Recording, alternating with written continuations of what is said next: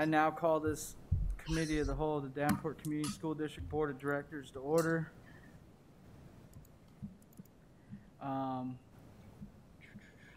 First item up is ISB training. Luann and Harry, you're both online, correct? Yes, we are.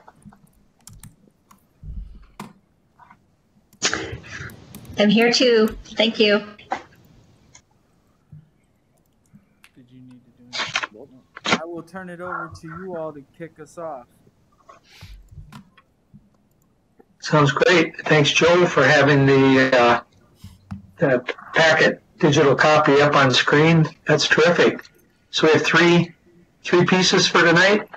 Luann, jump in and feel free to elaborate. One of the things that Superintendent Gosa, Vice President Hayes, President Gosa, Vice President Hayes, and Superintendent Schneckler talked with us about last month was kind of a revisit and kind of set the stage for your quarterly superintendent reviews and how that might fit given the new standards that the state implemented July 1 for administrators.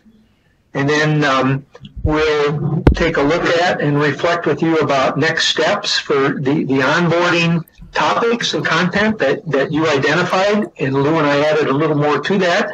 And then we'll wrap up before your conditions for learning data report with just a revisit on the importance of both pressure and support in those roles of the board. So, Lou, anything else you'd add around that piece before we jump into the soup eval? No, we're good to go, Harry. Thanks. You bet. So on materials, page 2, Joe, please. If you're having a deja vu moment, and yes, this isn't a real fancy piece. Lou and I just decided this is from a couple months ago, August workshop that we facilitated with you in person. Yay! It was good to be there a couple hours that night. And you'll recall where you see the black plus signs out in front of goals. We had asked you to identify which of the 6 superintendent board goals had you as a board overall, and you talked in small groups and shared with the large group, which ones did you feel you'd probably made more headway? And in particular, goals 2 and 3, and some overall goal 1, a little bit with goal 6 you identified, you can see the plus signs. And then the red signs are, we asked you to question something like this: which ones do you need to keep front and center in the current school year that we're in now? And goal 3, the finances, was there. Again, you're committed to all these, but we asked you to think about which ones might you be leaning into or feeling the need to lean into more heavily. District finances, goal 3, and even stronger, goal 4, district goal 4, and district goal 5, disproportionality and student achievement. So that's what percolated up from you all. And we'll ask you to unpack a couple of things in a minute, but we'll just ask President Gosa, any board members have comments about reflecting back? And we thought, this is easier to just look at the headers in chart paper, but the next page 3, has the longer worded goals. But Dan, any board members have comments about this quick summary? Any board members got comments? Nothing right now, Harry. Okay. Then what that sets the stage for us, Lou and I want to share a next step we want to put out there for you, and then also we'll run through an activity to think about how you might use these goals, and we'll look for alignment with those administrative standards and really find the ones that most heavily seem to be needing attention from what you guys shared. So thanks, Joe. Joe, can you make that a little bit larger? And board members, page 3 in either your digital materials or what's up on screen. Here's one of those next steps that Luann and I talked about. So we like and appreciate the opportunity to work with you guys, and we appreciate that you ask us for advice and input, coaching on the side. So here's one of our coaching tasks that you could certainly do when the quarterly review for superintendent's neckcloth, when you conduct that later this month. It also could be done, TJ could do some legwork before that or after that review. And one of the things you may recall or may not is, for example, under goal 1, that continuous progress, then the new element that TJ worked on and brought to the board and we reviewed with you last winter was that short-term goal.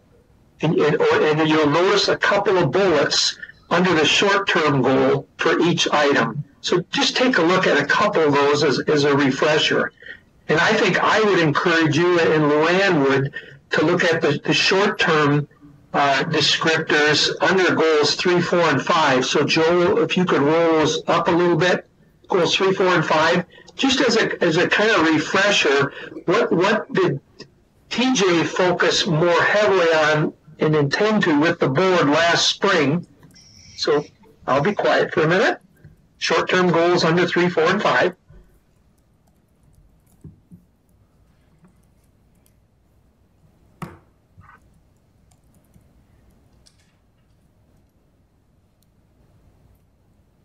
And the thing, because these are described as superintendent and board goals,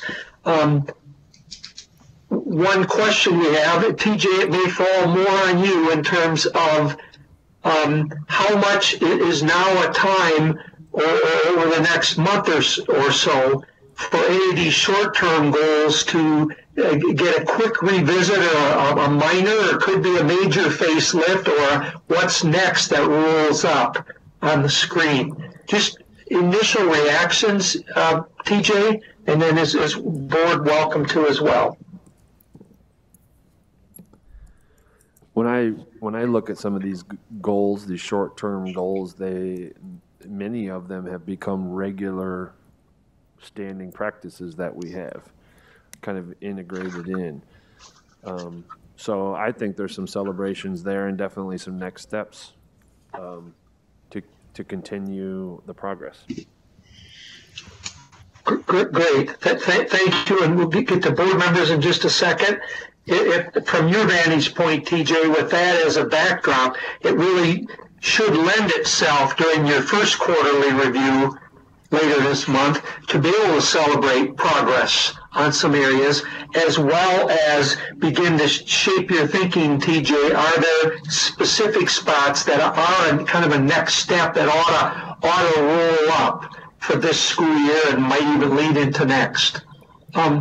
Board members, we're not trying to do the facelift on the short-term goals right now, just bringing it to your attention to keep in mind, because we think that could fit well with and after the upcoming quarterly review.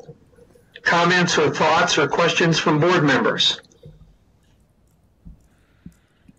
I don't think right now, Harry. One thing, Okay. one of the reasons Vice President Hayes and myself, we kind of wanted to do this is because we have the 6 goals, right? And then there's it used to be the 6 standards that you base the superintendent evaluation on, and now it is 10. So we wanted to make sure that we kind of got the concept of some goals could go to, multiple of those standards. So that was kind of the premise for this. So Yes, and in fact, we're going to do just a little 5 or 7 or 10 minute walkthrough on that, President Gosa, because we find boards can connect those dots pretty quickly. We'll do that next. It won't take us long, and we think that should help kind of front load you or position you for a more focused quarterly review later this month. Okay, then Harry, hold on a second. Director Beck had a question. Please. Yeah, so I guess I want to make sure I'm kind of getting out of this what is intended. So looking at those short-term goals, I'm thinking, here's something that I don't know much about or how well we're doing, and here's some that I think we're doing really well. Are those things we want to keep in mind now and then ask about at the evaluation? Is that the idea? Or do we think about what questions we want answered during the evaluation and Yes, ask the president those in advance, right? Yes, our suggestion, this will be no surprise, it's really good and timely you're asking that. Our advice would be as with other areas, if you as board members, the places you have questions, if you will get those to Superintendent Schneckloth before the quarterly review as well as to board leadership, that'll help, we think, where you can have a more streamlined, efficient conversation. That's why we're raising it, yes, a month out now so you can identify those questions, as well as TJ can come in the board ready to reflect on progress, where you collectively see you have winning your sales. And good for your board soup team that you're doing quarterly reviews. You've heard me say this before. If I could wave my magic wand, I wish it would be happening in every district in the state, and we're not there yet. But you guys are working to get into a rhythm on that. Harry, can I just clarify what you were suggesting to TJ was to look at these and decide, are there any needed updates to the short-term goals? Is that what you were saying? When you talked about rolling up, I'm not sure if that brought clarity to what you were suggesting. Yes, Luann, that's it. And the part two is, as TJ mentioned, what can we also celebrate or acknowledge? We have wind in our sails, momentum at our back, moving forward. So it can play both of those. Thanks, Harry. You bet. Thank you. It's easy for me to just rolling on yak on terminology and might be clear in my head, but translating to you guys may not be the case. President Golsa, anybody else have questions or comments? That's good. None at this time, Harry. Okay, then again, we were intending this as kind of proactive, so based on the input from board leadership and Superintendent Schneckloth. So, Luann, I think this would be a good time. Let's do that quick little take a look at the standards, the new standards in these goals, and go from there. Okay, thanks, Harry. Hi, everyone. So thanks, Joe. Upside down, there we go. I thought it was just me. On page 4 in your packet, Dan, you mentioned, and most of you may or may not know, that effective July 1, the state rolled out a new set of standards for school leaders. So where there used to be 6, there are now 10. These are research-based, they're student-centered, and they're designed to speak to what students need in today's world to be successful and what the superintendent's work looks like to make that happen. And to your point also, it's really, since the law says that superintendent evaluation will be based on the superintendent goals and the standards, it's really helpful to zero in on the standards that most closely aligned to goals 3, 4, and 5. So what we invite you to do is get your goals next to this document of 10 standards. And I'd like you to just individually take a moment, and then we're going to get you in pairs, but individually look at the 1 or 2 standards that most closely align to those goals that Harry just pointed out. So, for example, goal number 3 is finances. Take a look at the standards, and while there's a lot of overlap, what we're going to ask you to do is really think about the standards that most closely align to each goal, 1 or 2. So if we do the first one together, which standard most closely aligns to goal 3 on finance?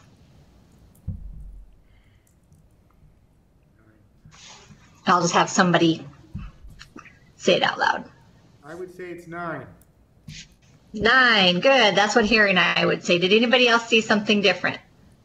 I think that was Bruce. Thanks, Bruce. I can recognize your voice. I got that right. Would everybody agree that that one would be the one most closely aligned to goal 3? Okay. All right. So I'm going to actually have you get with a partner, and let's see if you can gain agreement on the 1 or 2 standards most closely aligned to goal 4 which is your disproportionality goal, and goal 5, the one on student achievement. So just take a couple minutes and work together. And you can write the standards right on your goals document if that helps, the number. Work with a partner and do that. And then, Dan, I'll ask you to help me know when that work's done. So, number 4, disproportionality.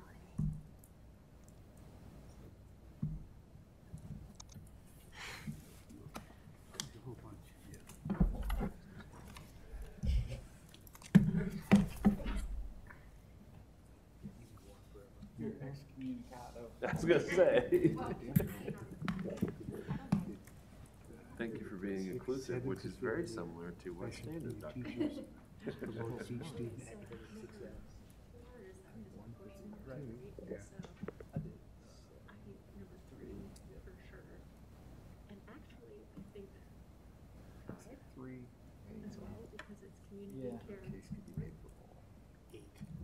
is good. Good hang, this good hang. And probably also 8, you think? It's good too.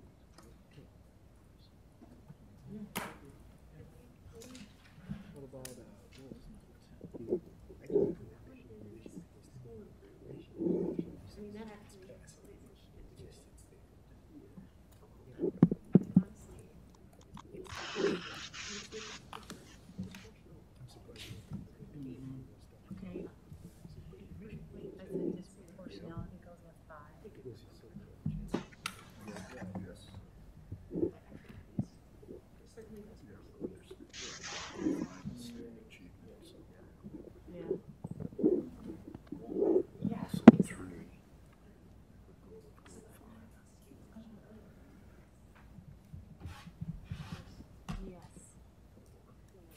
President Ghost, it looks like people still are working. That is correct. Okay, you let me know. Let us know when folks are ready. Thank you. Maybe like another Take your time. minute and a half. Perfect. Thanks. Under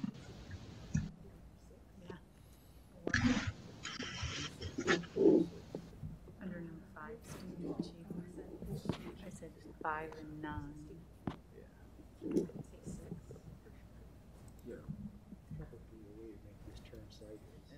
Yeah, I found it. It's, if you go to this thing right here. But it also is going to go with, like you said, 4. Click this.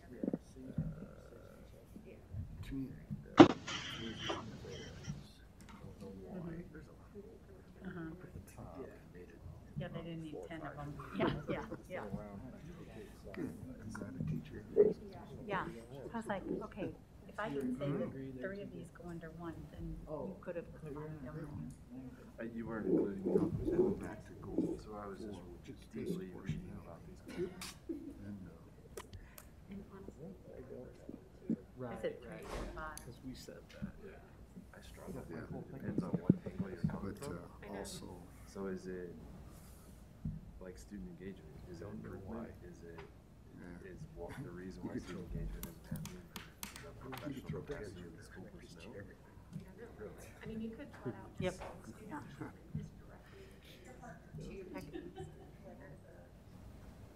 Instruction is up to snuff, right? And so that one makes sense. But the other ones, yeah, because the students are comfortable with all of them, then we're like.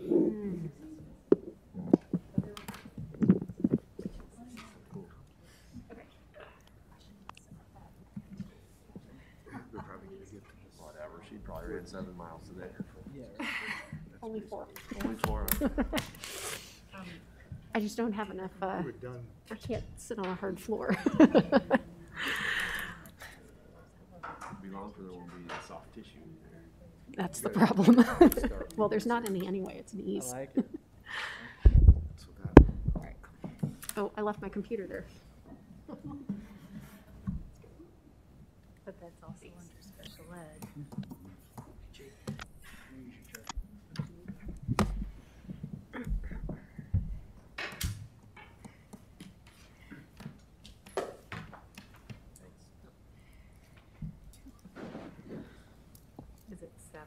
professional communications and staff. But it also goes on special ed and students.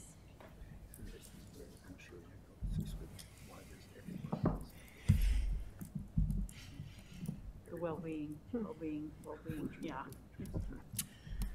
A mocha, yeah. iced mocha, with an extra shot of espresso.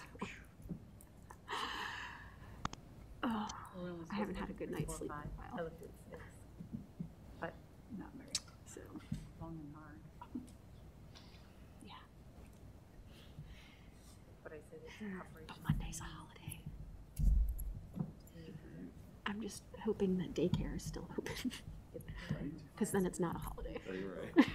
If daycare's open, my 12-year-old can go do his own thing, and I can do my own thing. Catch up on my work, basically.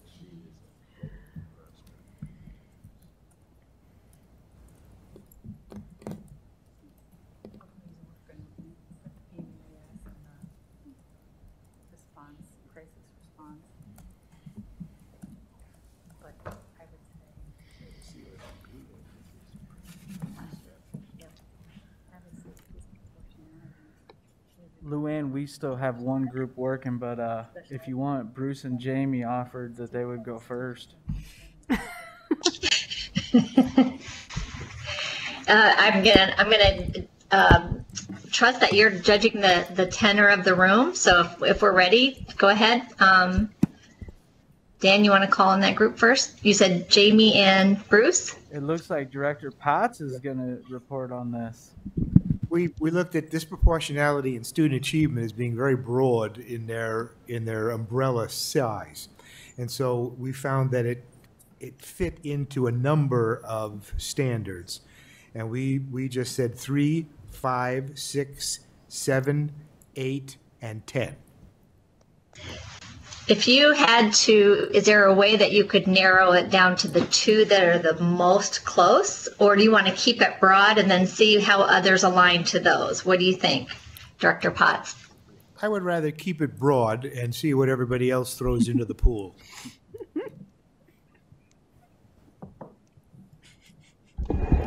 Am I still in the meeting? Yep. Everybody's nodding. Yeah. I think they're awake. You're still with us, Luann. I'm not sure she's with us. Are you still with us? Are we still?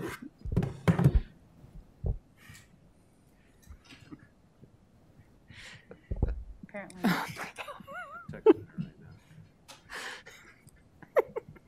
I love technology. It works. You can turn it. I don't have that button. Yeah, he doesn't have the circle He button doesn't? for some reason. No. Oh. I'll tell you what, Bruce. That's a genius. There's Amen. a little thing that turns it. He said he doesn't have it.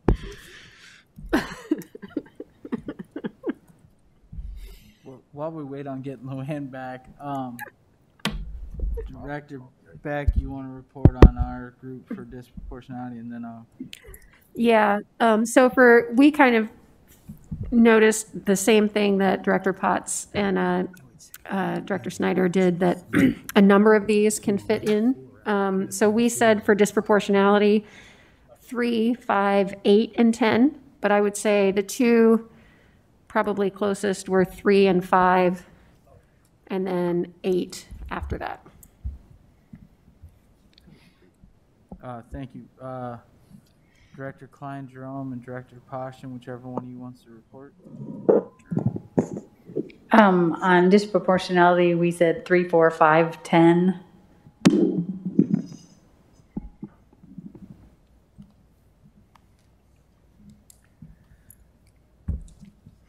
See, I wasn't the only one that thought 4. Are we back?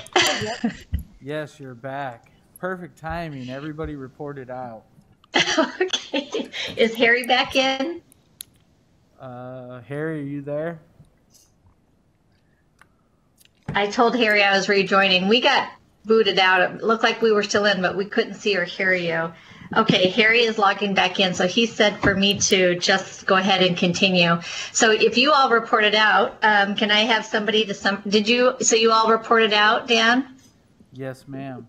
Okay, did you come to some agreement on the standards most closely aligned to the goals? Yeah. And if so, can you share those, please? Came out with about the same.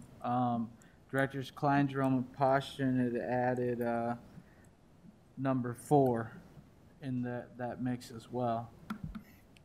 To the disproportionality? Yes, ma'am. Okay. So I think, you're right. The goal is very broad, and so are the standards. I think Harry and I think it would be most beneficial if there's a way to narrow those down to just a couple of standards that you can agree on. That way the superintendent isn't being held accountable to almost every single standard.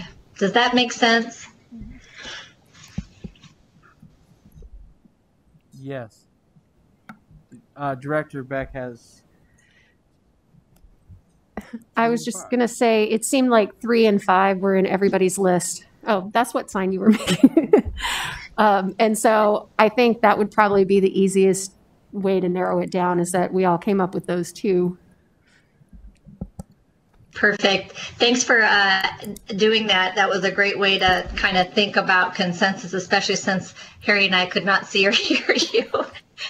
Those were the 2 that we selected. And if you had a third one, that was fine, but it sounds like our thinking was aligned. So thanks so much, Allison, for sharing that insight. So what we would recommend is that when you look forward, and Harry, when he is back in, is going to talk through the form, that for your upcoming quarterly review and then in the future, that those are the 2 standards that you really most closely look at when you're talking about your disproportionality.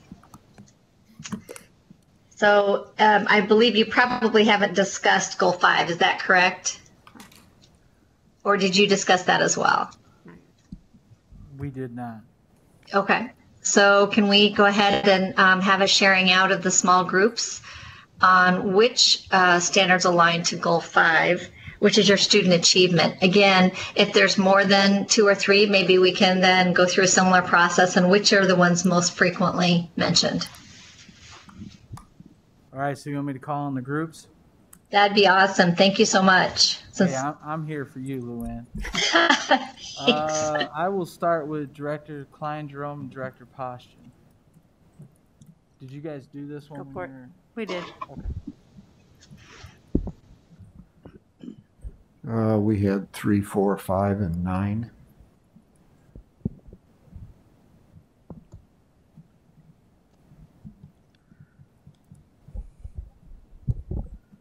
Director Beck, you want to report out on ours? Yeah.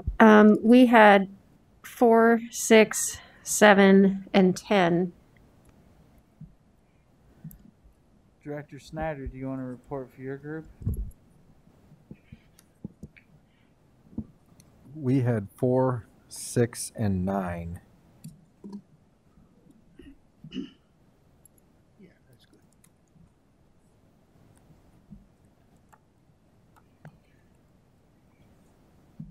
Dan, I can't see the room or the groups. Is that everybody? Is everybody reported out? Yes, ma'am. Okay, so if I'm using Allison's method, I'm hearing goals that every team mention 4, Yes. standard 4, and 2 mention 6 and 2 mention 9. So 4, 6, and 9? Does that sound like that? You're all agreeing that those would be the 3 standards for your goal 5? Yes, ma'am. Okay, and Harry, welcome back. Yeah, thank you. It's fun to be out in the Netherlands, isn't it? Harry, so while we were out, the board did a fabulous job of discussing goal 4 and agreed that while there was different groups heard different or picked out different standards, they all said in all cases every group selected standards 3 and 5. Cool. Yeah, and that makes you and me feel better because we kind of projected something similar when you and I did pre-planning. So we did, and they also read our minds on goal 5, which is standards 4 and 6, and they threw in 9 for good measure because it is a continuous improvement model. So that totally makes sense. Absolutely. Then based on that, Lou, are you good? We'll touch base about this mid-year form, and then we'll move on to onboarding. Sounds great. So, again, yes, the standards and the law say evaluate the superintendent based on the 10 standards, but there is nothing in the code that says you have to spend equal time to all of them, and in fact, we and the School Administrators Association are encouraging board soup teams to lean into your discussions more heavily around the standards that are high priority at this point. And so, again, as you just think about this, minus the technology little blip, the short activity we just did allowed you to pull up those standards that 9, 3, 5, 4, and 6 that align most tightly with those 3 goal areas. Those would be the ones we'd encourage you to focus most heavily in your quarterly review and in Superintendent Schneckloth's summary evaluation in the spring. Part of that, how to make this manageable. So that's one piece. And Lou and I can follow up. We'll send something in print to you. The other thing, and Joe, if you could please enlarge this screen, mostly so we can see the left-hand side. Great. Here's what board teams and board soup teams have said to us in piloting this work over the last year, and they continue to say, is when we do a quarterly review, if we can't do a quarterly review in about 30 minutes, give or take, maybe 40, maybe 25. But if we can't do a quarterly review in that kind of time frame, then they're not confident that quarterly reviews are going to stick. So this is one page on purpose. If you could imagine that we just superimpose those 3 goals that you just talked about in small groups on the right-hand side, and then what we would encourage you, one way to approach this, and if you don't like this form, heck, there is no one state form for quarterly reviews, so you can design your own, but we kept this short on purpose, with the idea being that if you have the goals and standards in front of you, and they're lined up, and we'll insert the goals off to the right, then focus your quarterly review on, and this ties into Allison's comment earlier about what kind of prep, or if we have questions about progress, should we be asking that ahead of time? Yes, please, we urge that. But what we would encourage you to look for is out of that 30-minute-ish quarterly review that you would identify the main strengths or accomplishments that Superintendent Schneckloth is contributing that's moving you forward, given the goals and standards that are the high priority. And then in that middle area, if there's something that as a board, as a whole, you feel needs more time and attention, that you identify that item or two as in the quarterly review and talk that through with Superintendent Schneckloth. And then if you're going to make adjustments or something you need him to lean into something, him being Superintendent Schneckloth, that you didn't identify 6 months or a year ago, that you talk about that third area toward the bottom, adjustments and support. If you need Superintendent Schneckloth to lean into more, whatever the goal or the standard is, then at least have the discussion about, is there something that he needs to back off or dial back a little bit so he can give the area needing more attention what it deserves. And then the other piece we'd encourage, it's in the lower left-hand corner, is that once you've had, again, assume you've had a 30, 40-minute quarterly review, that someone, we encourage board leadership, could be Vice President Hayes or President Gosa, it could be another board member, but would keep the overall notes for the board. And if you roll those up on screen or on chart paper, whatever, but quickly revisit those at the end of that quarterly review and just make sure that you have overall board consensus on the big messages. And if you have 14 things that are going well or 9 things that need more time and attention, what do you think Lou and I are going to be urging you to do? Pare that back and identify the most critical pieces, the big chunks. And if those are then captured on a form like this during that quarterly review, then when you come back together at the next quarterly review in the winter months and the next one in the spring months, and you repeat this process and have some overall, a few main notes from each of these quarterly reviews, that ought to make the summary evaluation next spring far more doable. And you won't have to be relying on memory or wondering, is amnesia going to set in? So we would ask you to do this. If you were to use a form like this or something, and with the goals and the narrowed number of standards as your priority things to talk about, would you talk with somebody near you for 2 minutes? How do you think that kind of process would work for you? What are the advantages of a single page like this as guiding, or something like this guiding your quarterly review? Talk with that elbow partner for 2 minutes, please. What are the advantages if you do that?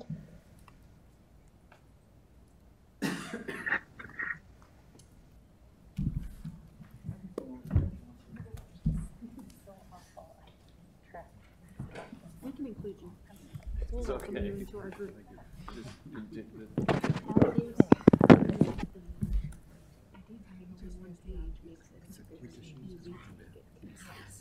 Yeah, and focus on the major.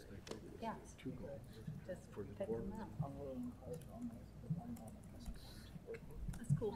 And honestly, It keeps it on.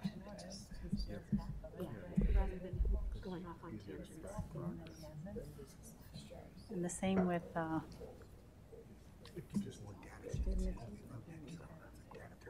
I like the idea, like the 30 to 40 minute time frame, because we have so many commitments. And for us, we just want to get some feedback. We don't need to.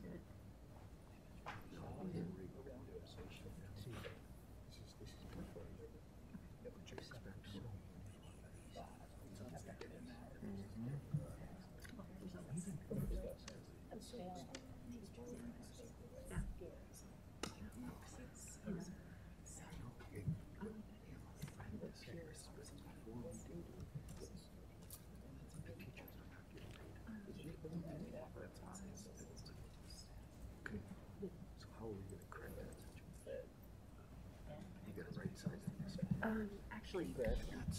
Thank you. Actually, she did.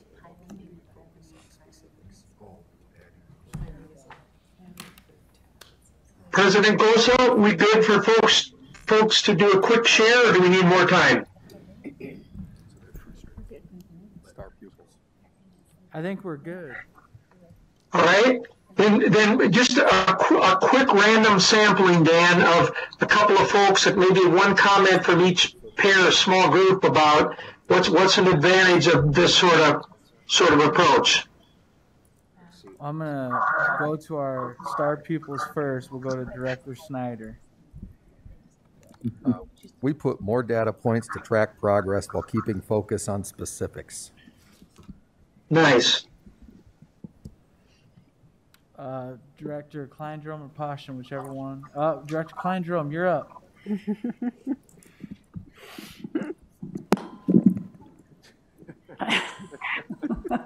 I'm sorry, we're in another conversation about all of this, but I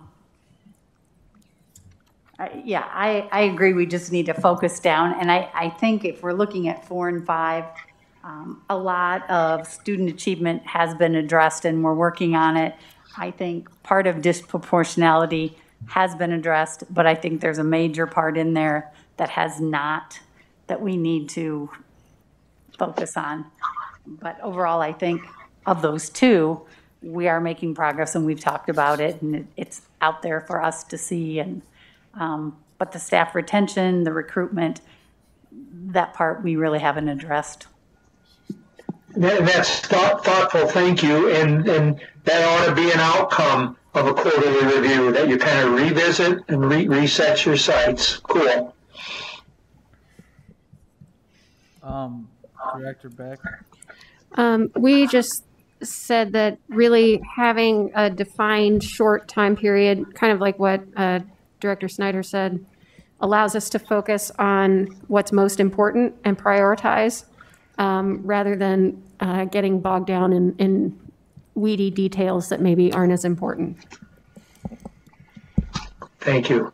Anyone else? President Gosa, are we ready to move on to the onboarding piece? Real quick, just for the board so you know, I did just ask Brenda about sending a copy of this out along with the board goals, so everyone has that to review before we do the next quarterly evaluation, which will be the 25th before the regular meeting. Okay. And it's all back to you now, Harry. Great. Lou, any additional insights, or if not, slide us into the onboarding, please. No, I'm good. I thought that was a very helpful discussion, and I'm actually jotted some of those points so I can share those with other boards. I appreciate your perspective of why that's so helpful to have quarterly reviews. I wondered if TJ had any insights. TJ, do you have any additional insights to share, not to put you on the spot, about why this kind of quarterly conversation can be helpful? It allows us to determine the next right thing and move in that direction. So it allows us to focus. I really like what all of the board members have said. And so keeping our focus on our goals and our focus areas are going to really help us. So, okay. Thank you. Thank you so much. I appreciate that Harry and I both appreciate that you're all being very proactive and thoughtful about after the election, if there are new board members on your team, what you really want them to understand and know about your district, about the way you operate together, because it's so much more healthy and productive to be thinking about that and forecasting it now than to wait and to say, oh, I wish we would have. So thank you for taking that time. Back in August, then we led you through a quick activity where you all had an opportunity to think about what you wish you would have known when you were a new board member, or what would you like to make sure new board members, that if they join your team, would know and learn about. So we took we took all your comments, we kind of categorized them, and then we put them under big headers. And then Harry and I spent an afternoon and went through, and then based on our own insights and experience, added in some additional things to think about. Okay. And then instead of just giving you back this long list of topics and say, go forth and conquer, and by the way, are you going to get all that done in December? We thought it would be more helpful to put this in some kind of working format for you. So we drafted this plan. As Harry said, you can take this, use it, you can modify it or throw it out and start over with something different. But we thought would be really helpful to be thinking about what are those big topic areas, and then who and how is that information going to be imparted? Who's going to work on that and how? So in other words, probably you're not going to, as a board team, need to spend all your time going through all these topics with the new board member. It could be a topic where the superintendent and school business official meets with the new board members, for example. And then the time frame. You're not going to get all this done in a month. Some of this might be ongoing. Some of it might be one time. Some of it might be something you need to revisit now and then. So we just thought it would be helpful for you to think about how the information is going to be delivered or worked with new board members, who's going to do that, and then when. So we recommend that it would go, this document once, and we're going to give you time to give us some feedback on it in just a minute. This would really turn back over to the superintendent board leadership to flesh out this plan and then have you come back and look at it. But for the purposes of tonight, we wanted to make sure that we honored your thinking And I'm going to ask you to look at it just big picture. Does it capture the essence of what you meant to share with us and your thinking, best thinking in August, knowing that it's not a full curriculum. That wasn't the intent. Some of the big headings have 1 or 2 bullets and some have more. Just to give you an example, under meeting procedures, some of you had some really good things that you shared that you thought was really meeting procedures. And so we just kept those on there. Your different types of meetings, discussion versus action items. Those are sample ideas of what to cover. But we thought some of the additional things, like maybe you want to talk about the open meetings law, make sure new board members understand about that, or how do you get things on the agenda. So the bullet points are really placeholders. So I'm not going to do a thorough audit and revision tonight, but what I'd like you to do is get up and get with the new partner. And here are 2 things. One, how does this capture the essence of what you believe new board members should know and learn and know? And 2, if there's something missing, go ahead and jot it on a piece of paper and hand it to Brenda, and she can take it to superintendent and board leadership after the election to get it or before then, to get it weaved into this plan. So does that make sense, Dan? Yes. Okay, so please get with the new partner, look at it big picture, and we'll just take about 5 minutes. Does this capture and honor what you're thinking? And then capture something. If it's missing, hand it to Brenda, and then we'll just do a quick share out. So go ahead and get with the new partner and talk it over, please. Musical chairs. Musical cheers.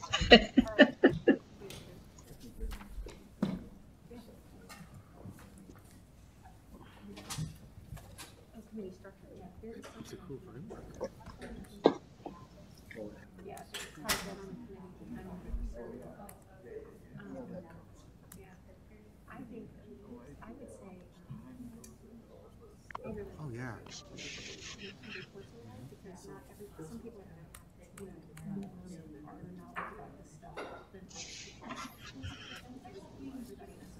Well, yeah, but remember when they both got on? I don't know.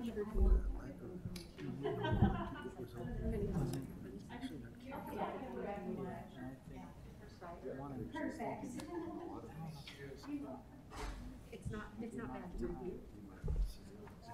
It's too late. They're elected. So I like the idea of maybe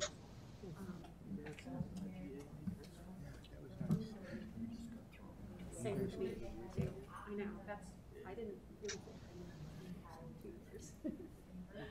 You guys picked up. Yeah.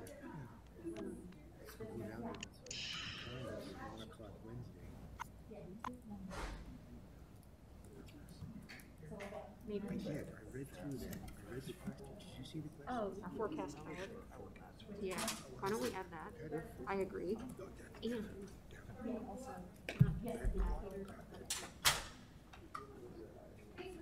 maybe a little bit of history. Right now.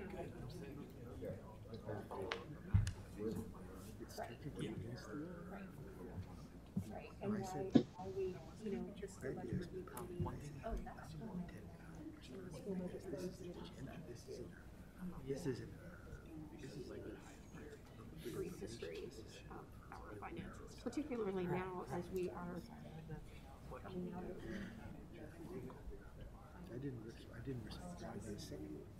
So I respond to that just like which current because right now they do have a database that's going to be put in 80.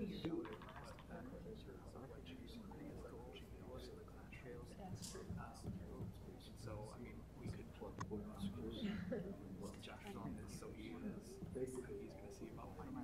So you want to. No, you actually.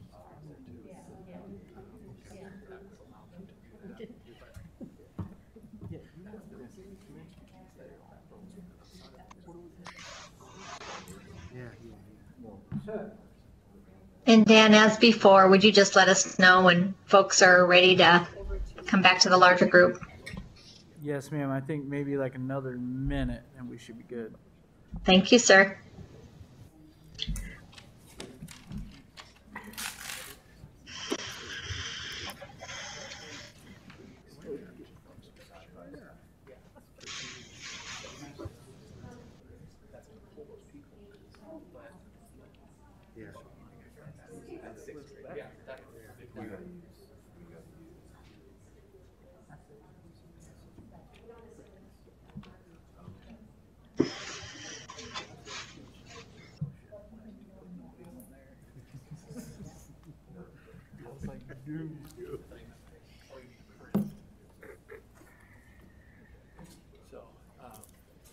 So really it's that top.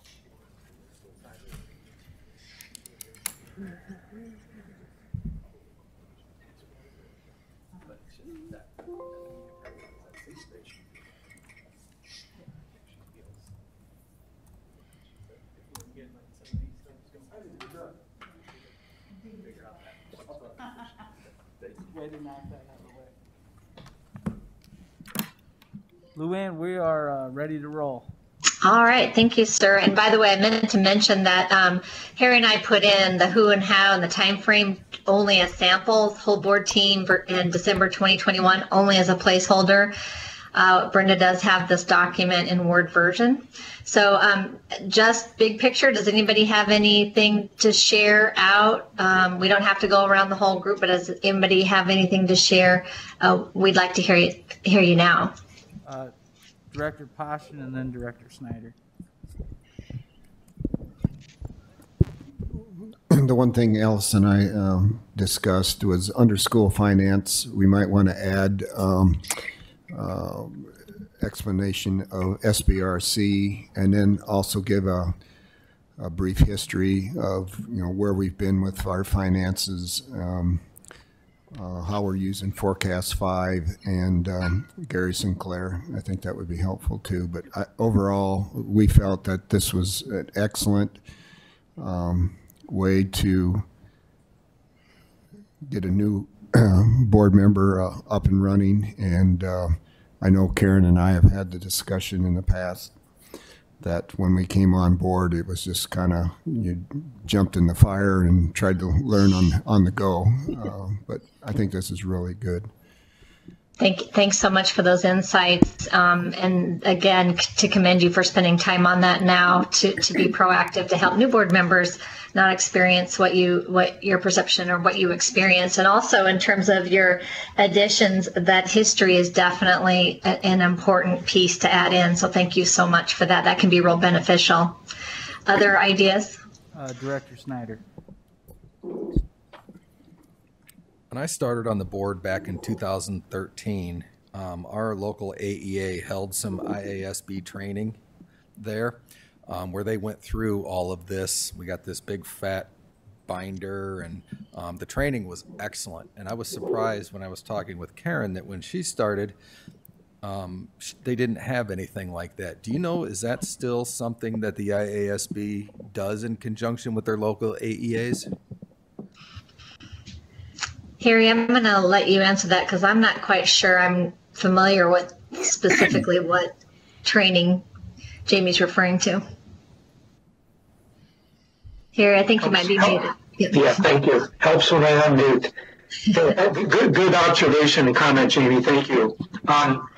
We have, when the elections changed to November, that kind of threw a curveball in terms of the kinds of training efforts and partnerships we've had before.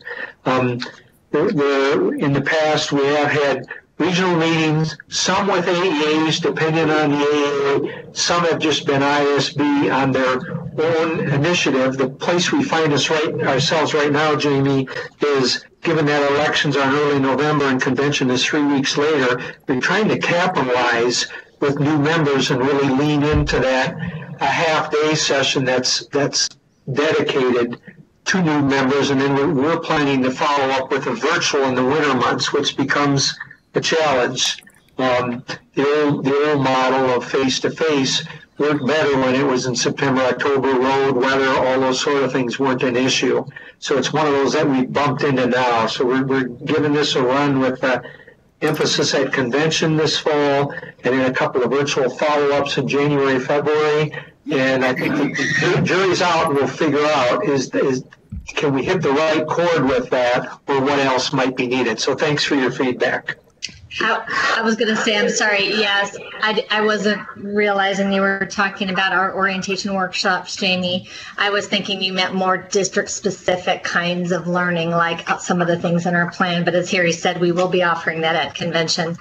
The election changed from September to November.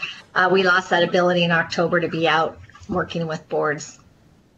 Hey, hold on real quick. We do have the AEA in the building, so he could probably answer that question for Director Snyder. No, I was going to actually describe that that's the change that's taken place, but I also know there was some dissatisfaction with that. And Harry and Luann, I probably invite you to come to our AEA and do a presentation that's similar. And the reason is that you know, the convention happens 2 or 3 weeks later, but to get ready for going to convention, to take time off work and to go to Des Moines and spend time, we found that a lot of new board members were not really able to do that in that short of turnaround. And so, you know, I know that you are very busy during that time leading up to convention and even for a little bit afterwards, but maybe sometime we can, even if it has to be Zoom, provide a session for board members that is different in our AEA than relying on that. Yeah, that would make sense, and we would welcome a conversation and some more thought around that, Bill, what might be possible. Yes. The other thing that struck me as Lou and I just looked at your list of topics, and we had the pleasure of doing a little bit of refinement, is I think this is a terrific example as an artifact or a tool that you share with the Department of Ed as part of your ongoing process reports to them with that spreadsheet. Here's our example. We built this with our input with some refinement from ISB, something that's very functional, very well thought out, and it's a tremendous example. So we'd encourage you to do that. Get a little credit there, and that's a great way to help them see how the Davenport board is thinking forward to hand the baton and carry what you've done well and learned forward, regardless who's on the board.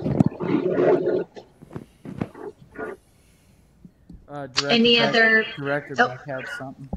Thank you. Yeah, I was just going to say a couple of these things, particularly like the overview of the state of the district, are things that probably all board members would benefit from, once a year or once in a while. And so it might be helpful to open some of these things up to anyone who wants to sit in, with the focus on new board members, but sort of give other people an opportunity if they wish to participate.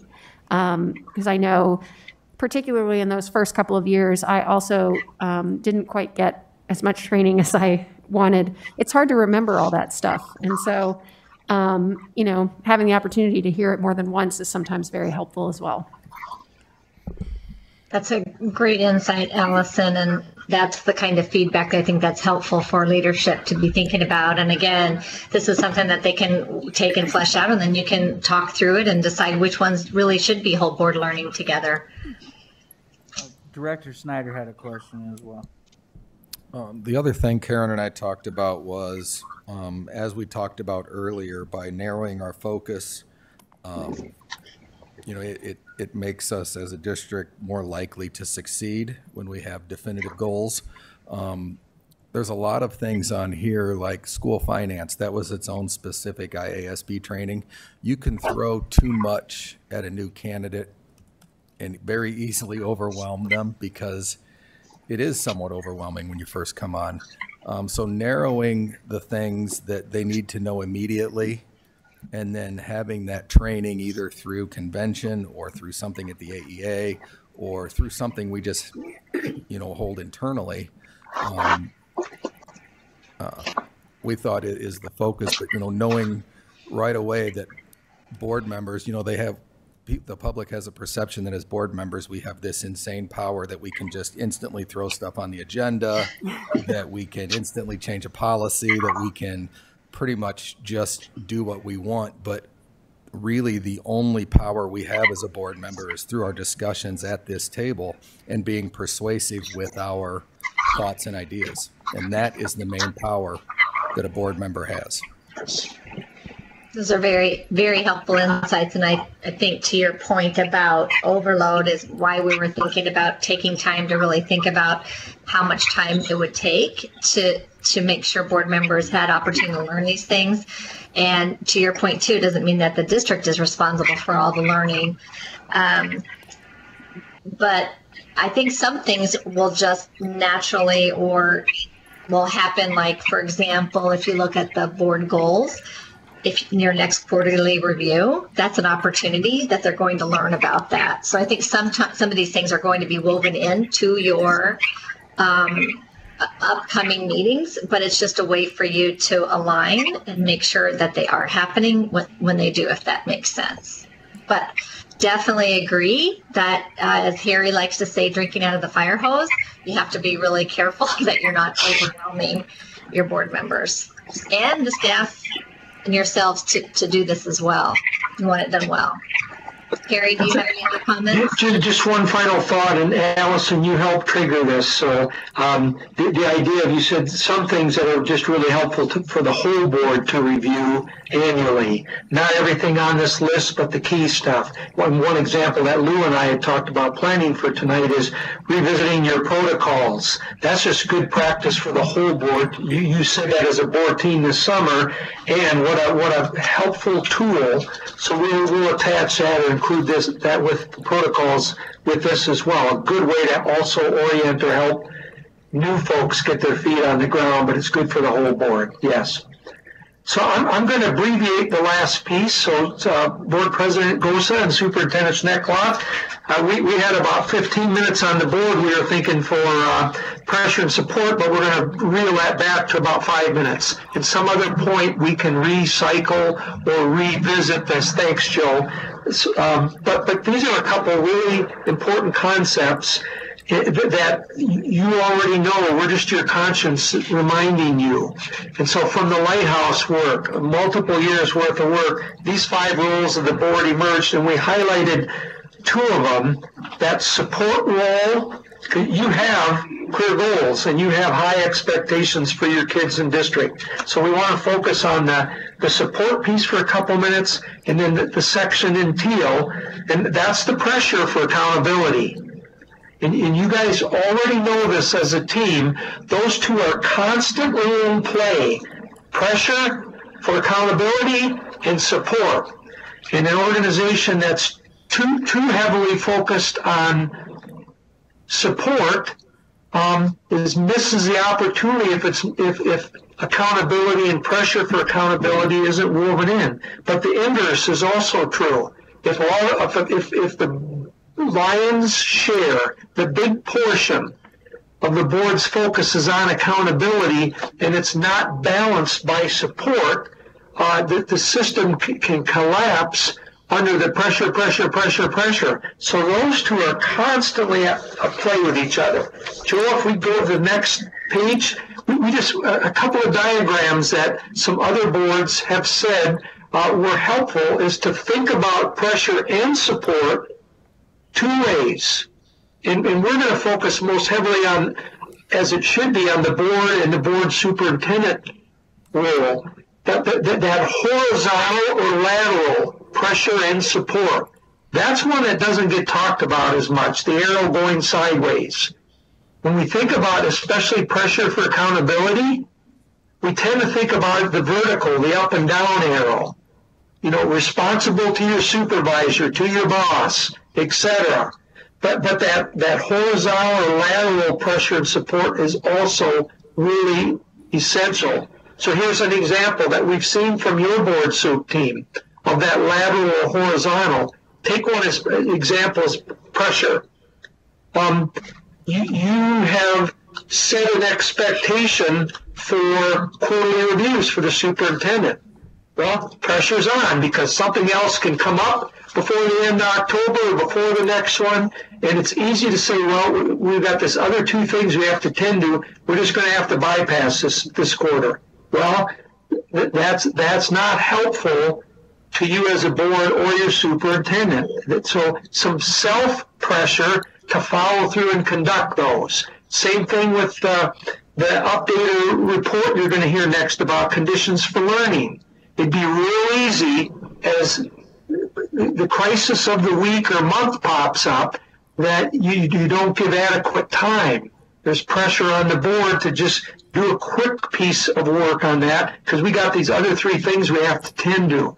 So it's that notion of what are we doing, pressure and support, to keep ourselves focused, as well as up and down vertical support to keep pressure and support in play in our work with the superintendent and administrative team. Joe, if you'd slide to the bottom half, we're not going to unpack these, but that same concept of pressure and support, lateral among your peers as well as up down. Next page, Joe. It also plays out at the level of principals in their interaction with staff leadership. And then the bottom half, please, Joe. The interaction, that pressure and support at play among staff leadership in buildings, coaches, mentors, whatever in the building, as well as the rest of the staff. Big concepts. So then, Joe, let's go to the last page, please. We're going to skip ahead, skip that one. We'll go to page 11. And just going to ask you for next page, please. Thank you. So, when I was thinking about this, it was just a little over a year ago. Remember being on the phone with board leadership and your whole board team in a workshop like this, and you said, as a team, what kind of questions should we be asking? So our team worked on it a bunch, brought these back to you. You've continued to use them. Yes, there's 8 questions. You wouldn't use all 8 in any one meeting.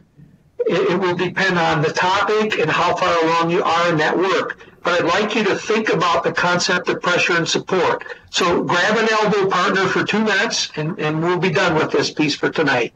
But go ahead and slide over next to an elbow partner.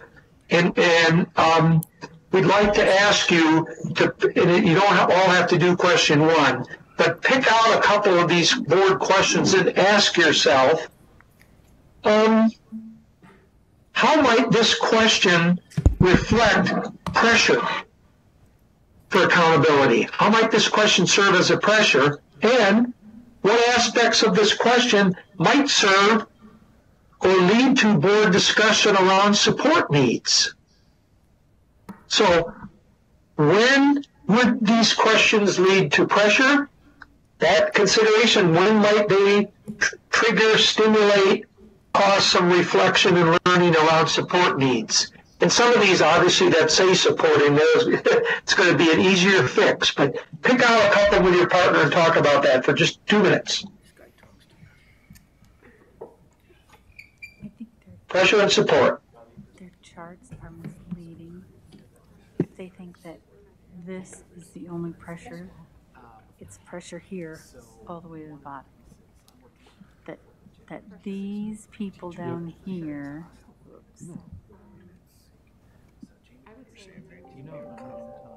they're feeling the most pressure because it's all coming downhill to them. It's like, yeah. Green and yellow. Green.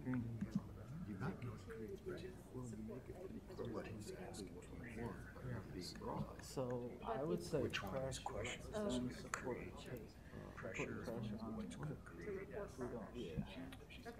Well, where we not made progress is going to create pressure because if you're not doing what we want, that's where the pressure comes. Yeah, because we're putting pressure on them. So, support. 3 pressure. So And then this would be the I kind of feel like it could be pressure. What kind of support? Mm-hmm. It's just how it's perceived. which would be the support. Yeah. This would be. Sure. Understand the lateral and vertical. This is lateral.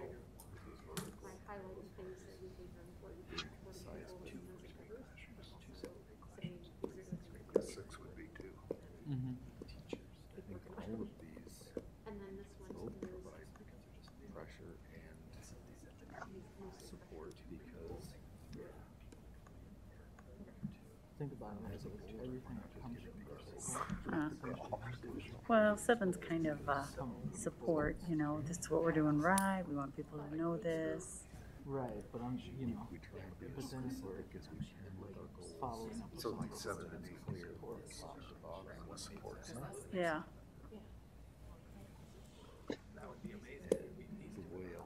Yep. Yep. Okay, President Gorsa, knowing that you have another agenda topic yet, we could probably unpack this much further. We just want to introduce it and get it out there, and we think that's probably a concept to continue to chip away at over the course of this year and reminding yourselves and reflecting on that. But Dan, is there anybody wants to share an overarching comment or two, and then we'll close the books on this piece for tonight? Well, I think Director Caution was kind of chomping at the bit to share something, Harry. Karen pointed you out.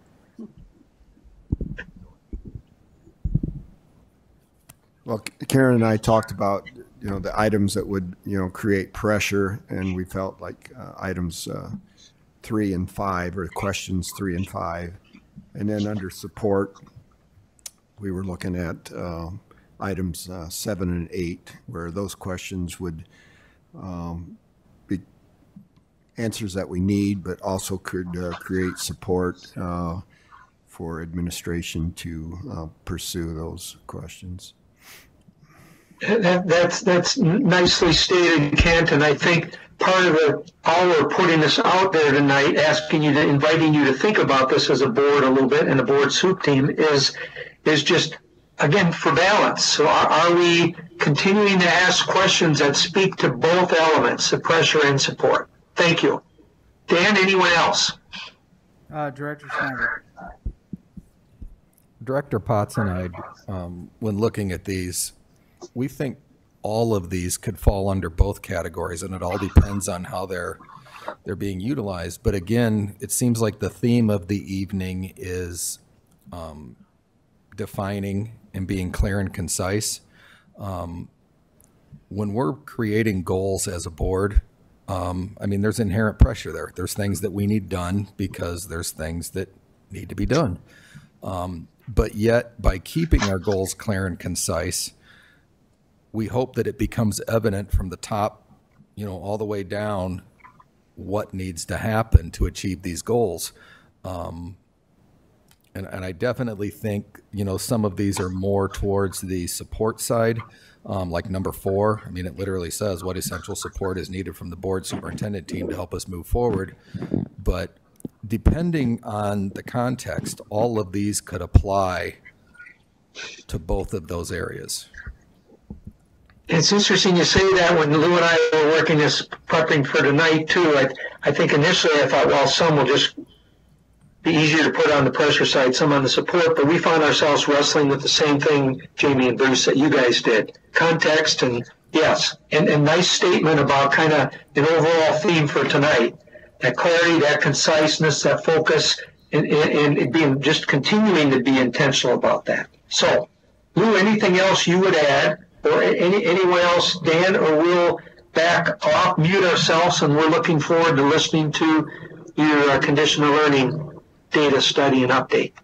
The one thing we kind of talked about in our group, I think it just depends on how it comes out, but usually if something comes from the board, it would automatically be pressure on the staff to make sure, because if the board is asking questions about something, it's certainly something that, is at the forefront for us, and we're wanting it, that way.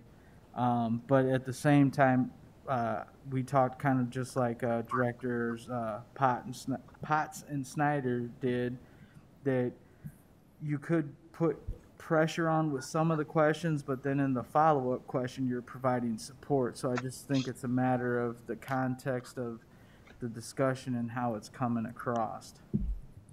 Great. Superintendent Schneckloff, do you have a clue, a statement about this, and then we'll mute ourselves.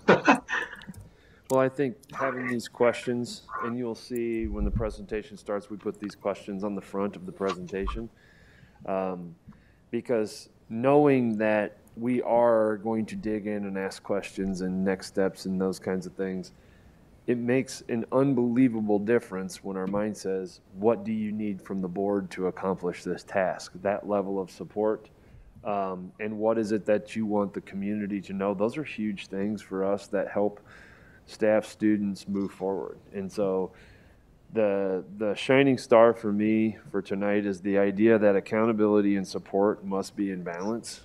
And I think that that is something that we always need to keep in our mind all the way throughout our system. Because I think sometimes we want outcomes for our students so bad that all we're focusing on is the accountability piece. And I just was reflecting on my own practices in the district, that the level of support that sometimes it takes to accomplish the task. And so it was a great reflection, and those questions really helped keep us grounded. Those were my reflections over the questions. Great. Lou, anything else you add? And then we are reading ourselves now, Dan. So Nope, none for me. Thank you for the insightful conversation. Hey, Harry and Luann, I want to thank you a bunch for putting together this framework for the onboarding. We've talked about it for quite a while, and I never imagined it turning out like this. You guys did a great job on that. We greatly appreciate it.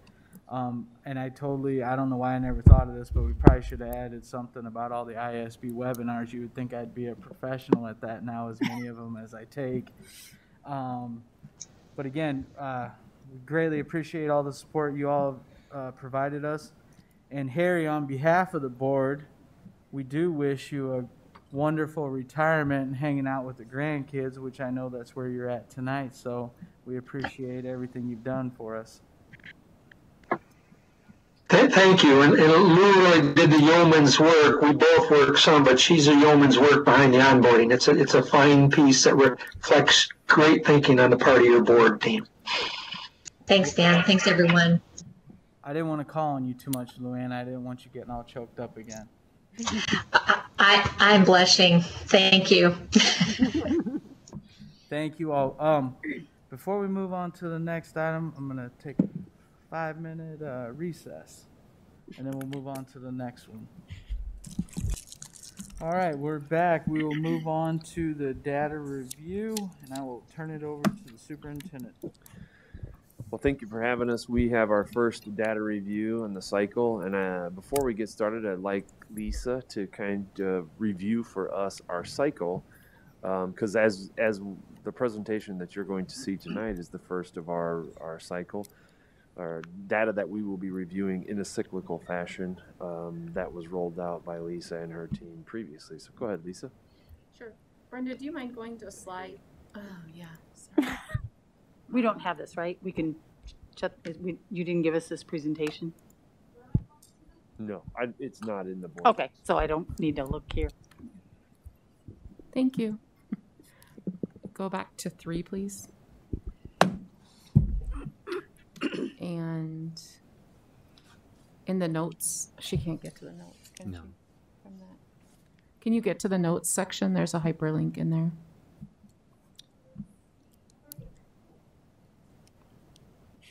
I don't think she can. Okay. So use your imagination then. So back in August, a plan for the year was shared that went through month by month the use of the committee of the whole as a mechanism to give regular updates to the board about the learning that staff and administrators are working on to help create results in our 2 priority areas, in particular, early literacy and PBIS CRVP. And then you'll see in that plan too that in October, January, and May, that you'll get to hear 2 presentations those months because we wanted to give equal weighting and value to the work of those 2 priority areas. In the months in between those sessions that are marked by fall, winter, and spring benchmark data, we incorporated many other programs that you've either asked about as board members or are typically shared with you annually through program reviews. For example, we've had requests to look at our math data, so you'll see an overview of the district math data coming up.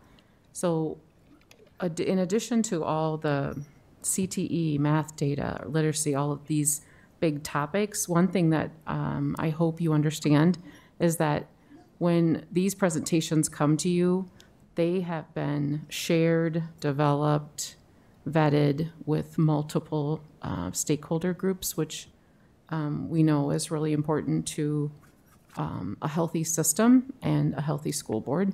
So in addition to all the questions that we field from you, we get to hear questions too from other groups, and that helps us get the presentations even more useful and tight for our users, which I think will make us get closer to our results in the end. Thank you to whoever pulled that up. And so if you would click on, for example, the tab, Brenda, at the bottom that says PBIS COW, this is kind of a general guideline. You'll see the point team members at the top that help put these things together for you, and then the steps, the weeks actually leading up to when we would get to a COW or a regular board meeting to share the information. And then tonight you'll hear Dr. Klipsch and Mr. Driscoll and Dr. Barney talk through how principals are going to get this learning here next week, so that on our next professional development day, which is October 25th, that teachers will get to, every single teacher will get to weigh in and tell us their thoughts about this data. And I've probably said enough, but one thing that might seem a little wonky about this is that the conditions for learning data that you're hearing about tonight was actually gathered from our students back in April. That's when the state testing window opens for this survey. But we, as the districts, don't receive that information until, I think it was late August when it came back. So this is last year's data, but we're using it to set goals for this year. Thank you for kind of refreshing our memory about the process that this data has gone along and the cadence that we're trained to conduct. Just some housekeeping stuff. Dr. Barney is not feeling well, so he is online with us, but I think he's having troubles getting on and off. And also we have Kim Hoffman in the back, who's a part of the team that breaks this data down. And we also have Lisa Baxter with us. She is our new program director for school climate transformation, and she's doing a fantastic job, and she is in charge of implementing this survey in our district. And so thank you so much for joining us today, both of you. I think we're okay for now. Yep. So if you need to call on Lisa, feel free to move to have her come up if you need. So with that being said, I'll turn it back over to our presenters for today. Okay, if you wouldn't mind, Brenda, going back to slide 2, that is the questions. And did you want to talk about that part, TJ? So Harry did an excellent job of front loading this for us, and so we wanted to make sure that this presentation had the questions on there. I highlighted the questions that I think were are supportive in nature, because I know that our board does an excellent job of where are we today in relation, all of those kinds of things. And so as we walk out, those are the kinds of things that, and keeping these questions in the front of our mind will really help us be that both accountable and supportive. So thank you. All right. The next slide will show you just kind of our intended outcomes for tonight. We have a brief presentation put together. Slide 3, please. So we want to introduce the conditions for learning. This is, I'm sure, something you're not familiar with because it's a relatively new assessment or survey that the state's been doing to tell you also or review how the continuous improvement process guides all of our data-based decision-making. And then we'll actually dig in and you'll have a chance to see what is Davenport's current reality in the conditions for learning results. And then you'll have a chance to give us some feedback on a priority construct that the district could consider. The next slide that you'll see refers to the continuous improvement process. We've shared this with you a couple times since I've been here, but just as a reminder, it's kind of like the core. It's the thing that we all go back to so we don't get sidetracked and get off in places we don't want to be, so that we can stay really laser focused on this work. And so tonight, the process or the information you're going to see is really the very beginning of the continuous improvement process. So we want to think about what is our current state when it comes to how our kids feel when they're at school, how our staff, eventually we're going to look at that too, or how our staff feel and how families feel in terms of their physical safety, emotional safety, the relationships, student to student, adult to student, and boundaries and expectations. And then from that, we have to identify what would our desired state be. So if we were where we want to be, what would that look like? And then is there a gap right now between where we want to be and what the data says about our system? And then we'll get, after this presentation makes its way all the way through the teacher level, we'll review it as a team, and Lisa Baxter and others meet weekly and continue to move this work forward. They will use that data to help identify strengths and barriers and come up with plans. And then our goal is to come back to you again at the COW in February, I think it is, January, February, I can't remember off the top of my head, and show you that we've made our way further along in the continuous improvement process as it relates to conditions for learning. All right, next slide, please. So it says introduce in the top right. That's the learning target, introduce conditions for learning, but it's actually reintroducing, because we have spoken about this. I spoke about this last year or at some point as well. But just as a reminder and refresh your memories on this, it is an annual survey. It is required for every district in the state of Iowa, so everybody's doing this survey. It's administered for students in grades 3 through 12, and you can kind of see the different questions, and we'll go into this, the scoring and what this means here in a little bit. But there's a 3rd through 5th grade version and a 6th through 12th grade version. It is completed at school. There is actually also a parent or a family survey as well as a staff survey, and those have been optional, but we did those last year as well. So we have all of that data at our hands to help to make decisions. It does factor into our Iowa School performance profile. So our district and our buildings have a Iowa School performance profile page. This year, it's not factoring into our accountability index, which is another state measure, because they know that last year was such a mess with COVID that they are allowing this. This is like our data to use, but not going to factor into that accountability piece. It was given for the first time, as it indicates, a few years ago, and then again in 2021.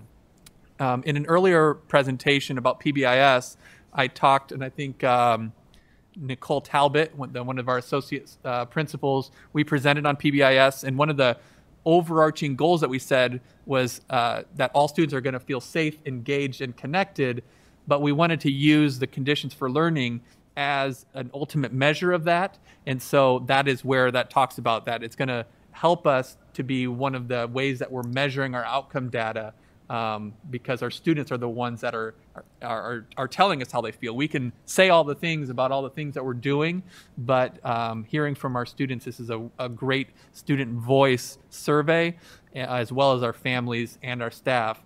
So it'll be included in that outcome data. Next slide, please.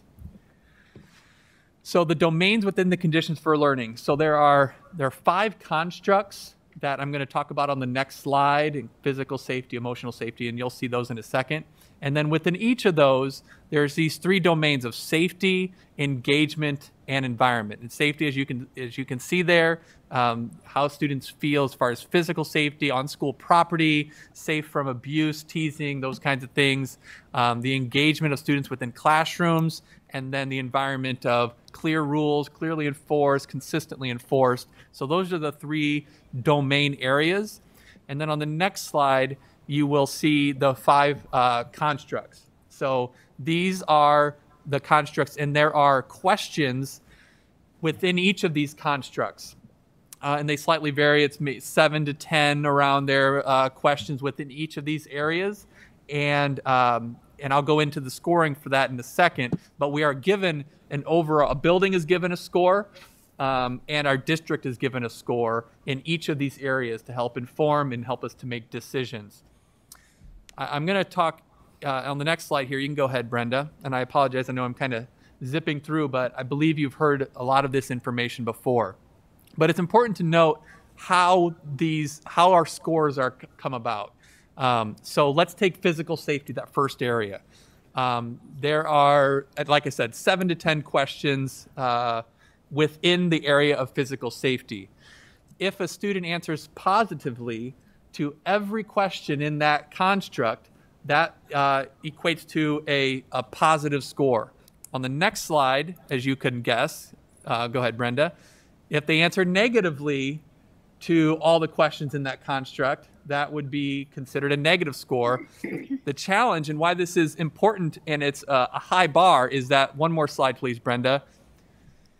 If you answered negatively to just one question in a construct, it equates to a negative score for the whole construct.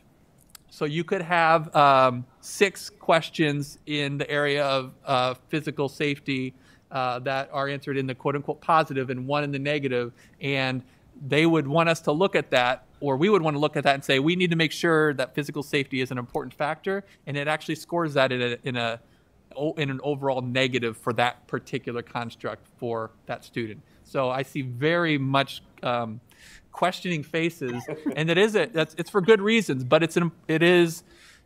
it basically raises it to a high bar to say, okay, we need to make sure that if in the area for our district or in our buildings that physical safety is our lowest area, that we can dig into that and look in to make sure, because it is a high bar, and we would want students, if they say they want to feel emotionally safe, that we're doing everything we can to ensure that that is happening for all of our students in every question that we could be asking for that. So next slide, please. So going into this, so there's 100 students. So each one of these dots signifies a student, kind of reviewing what we just said. Keep going. Next, click the button, please. So there's 100 survey takers. 67 answer positively to all questions within a construct, and so that construct receives a score of a 67. So I think there's one more button to click there. So if let's say our district as a whole, in the area of expectations and boundaries, let's say our score was a 52. That means that 52% of our students answered positively to every question within the expectations and boundaries section. Or for physical safety, if our score was a 39, that means 39% of our students answered positively to every question within the physical safety construct. Okay, so yes. And just to be clear, these aren't yes or no questions. These are questions on a Likert scale. So they have to say agree, strongly agree, etc. So a positive answer means you landed on the positive side of the question versus the negative. Does that make sense? I'll go in. There's a next slide that kind of explains that a little bit more. One more, and that'll kind of explain where that's going. So to answer, when we say what is a positive response, you can kind of see the bold-faced and underlined are what are equated to positive. So in physical safety, if a question was, I have been bullied or pushed around in class, that's not a question, but if that was a question, The only way for it to be scored as a positive is if you write 0, because they don't want a student to say, that's only happened to me 1 or 2 times. 1 or 2 times is not okay to be bullied or pushed around in the classroom. So 0 that's the only positive response. For the emotional safety, you can see it's the same thing. You can see for adult-student relationships, those groups of questions, they can answer yes or sometimes, and that would equate to a positive response.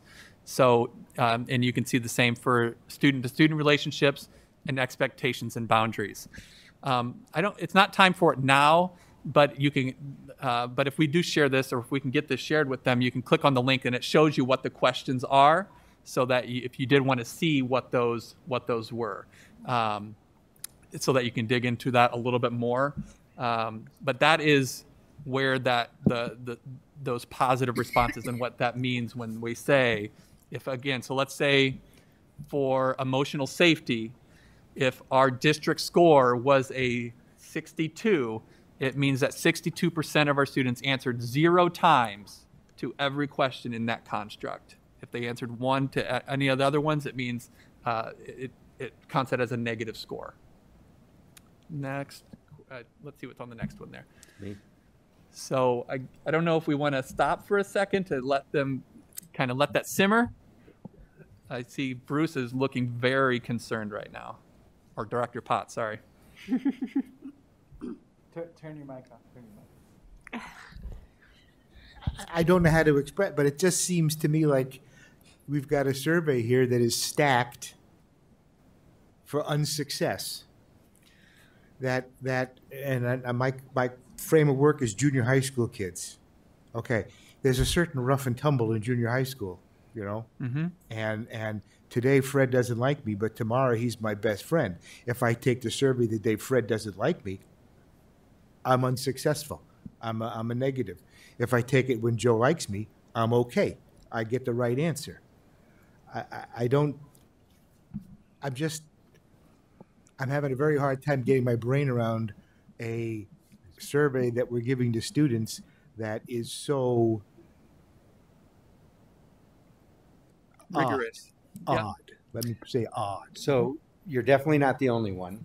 And as we were presenting this to our principals and our leadership teams, a lot of them have that same feelings. And as I looked around these tables, what I would say is to Dr. Klipsch's point, only being picked on or bullied 1 or 2 times, even with the oddness of it, we shouldn't say that's not too bad. And the good news is every district, every school, every student in the state is using the exact same one. So when we're being judged here, it's not that we are using this odd one that's stacked against us and everyone else has a different one. And so you will see when we present the data here in just a moment, it's all relative to the other schools in the state using the same instrument, the same tool. And so we aren't being judged against 100. We're being looked at relative to the other schools. So that gave me a little bit of solace there.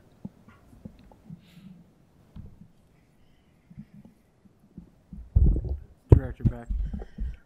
I get it with the safety ones. Mm-hmm. I mean, it's not okay, even if it's just once or twice. Mm-hmm. I mean, certainly you could argue, well, if a bunch of kids are saying all the time, mm-hmm. that's way worse than if a bunch of kids say once or twice, mm-hmm. but none is what we want. Mm-hmm. But I guess it's hard for me to imagine a situation in which, I guess, no one's ever at 100%. Mm-hmm. Is that the idea here?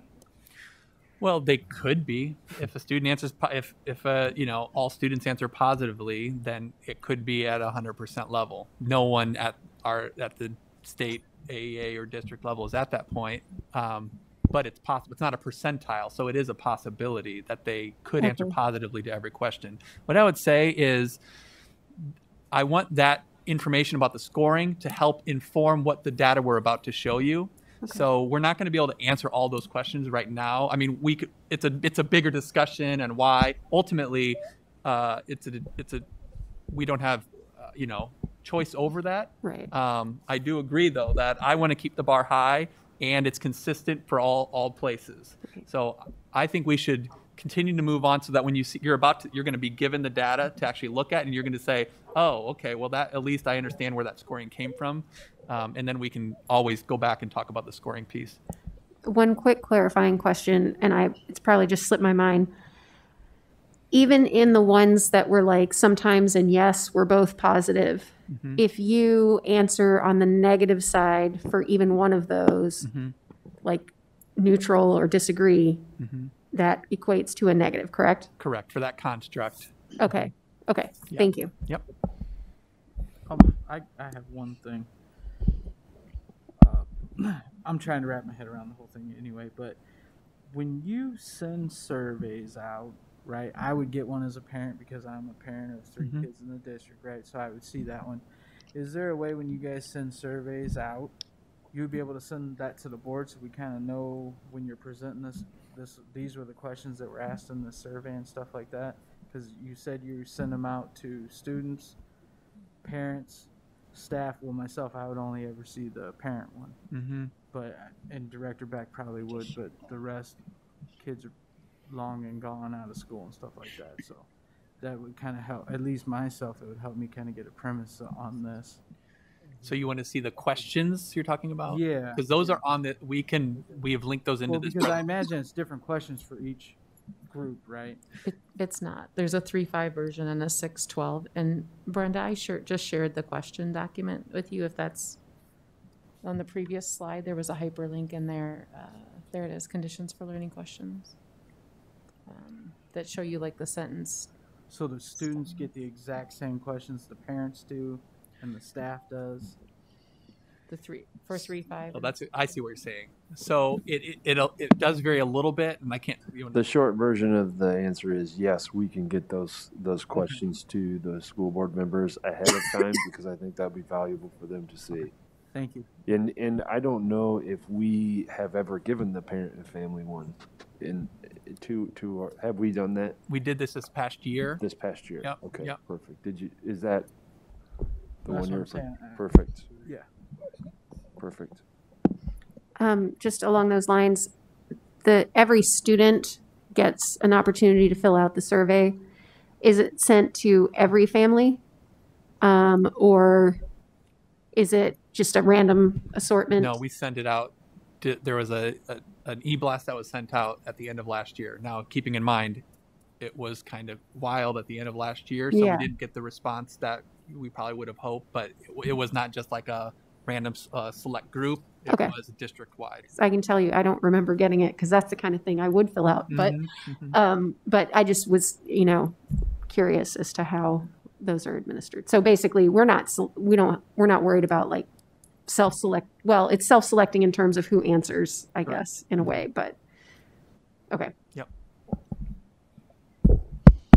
So let's get to the data review part, because that's really what we want to get into. That first part was just what is this and what am I going to be looking at here in a second. So that gives you a little background there. Next, there we go. So before we move into the data review, what I would remind you that Dr. Stevenson told us was we have done this for feedback with our DSAT, which is a leadership team, just on the process of what we're going to do here. From there, we are taking it this week to our building principals. So they're going to go through this protocol, which we're going to do with you in just a moment. One, we want their feedback, but two is then so they can turn around and do the exact same thing that we are doing with you, with all of their teachers. And then we are also going to do it with our youth leadership teams. So all the way down to the student level to look at these results and say, what are we going to do with them? So we wanted you to be familiar with this, and obviously you have questions, and we're going to send this to you, and you have the hyperlinks. So we want you to understand what we're doing. This is our outcome data. You hear early literacy and PBIS. You hear it all the time. Well, this is our outcome data for one of our two major initiatives. This is a big thing. And so we want you to see what we're doing with that. So when we look at data, these are norms. These are kind of mutually agreed upon norms. Is we have to look at a data piece as a learner. What can this data tell us? So that's something to kind of keep in mind. We have to focus on the things that we can control and not the things that we can't, such as, do you have to respond positively? Do we agree with that? We have no control over that. So we can focus on that, but it really doesn't help us. What we have to focus on is what can we do with that data. We also have to look at collective responsibility. All means all for the whole child. We are all responsible for all of our students. And so how can we contribute to that? And then just being solution focused. So this is our reality, which we will look at. So now what are we going to do with that reality? If you move on, please, Brenda. So we're going to go through 3 rounds in just a moment. And this is our intended outcome, the third one that we presented to you at the beginning. We need to examine our current reality. And so this AROD protocol is analyze and report on our data. So in just a minute, we are going to put up our data around all 5 constructs. And I want to say this before putting it up because immediately you're going to start looking at it and thinking about it. So before you have that data in front of you. So the first thing that we want to do is just look at it.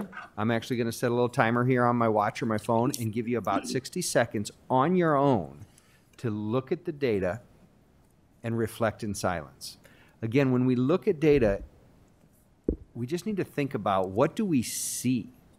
What do we see? And so the first round, we're going to do what we call a whip around, and we are going to skip anybody that's already seen this, and we're going to whip around the room, and I'll start, and we'll go around left to right, and I'll say, Director Klein-Jerome, and she can say, I noticed that.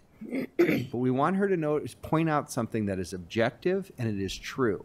Not, I wonder why, or how come, something that she notices that stood out to her. So if you start going down a path, I'm going to respectfully say, that's for round 2.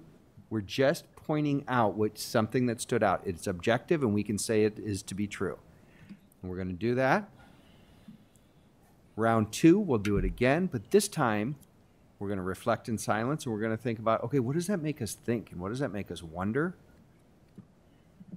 We'll whip around again. Maybe we'll go the opposite direction just to spice it up. And then in round 3, then we'll say, here's what I think we should do with this. All right, and we'll remind you with each one. Any questions about the process? All right. So if you go ahead and move forward, this is in the 5 areas. I'm going to tell you what you're looking at. So on the left side of the dark black bar in the middle, the black column in the middle, you'll notice that is grades 3 through 5. And in that 3 through 5, there are 3 columns. One is the state score.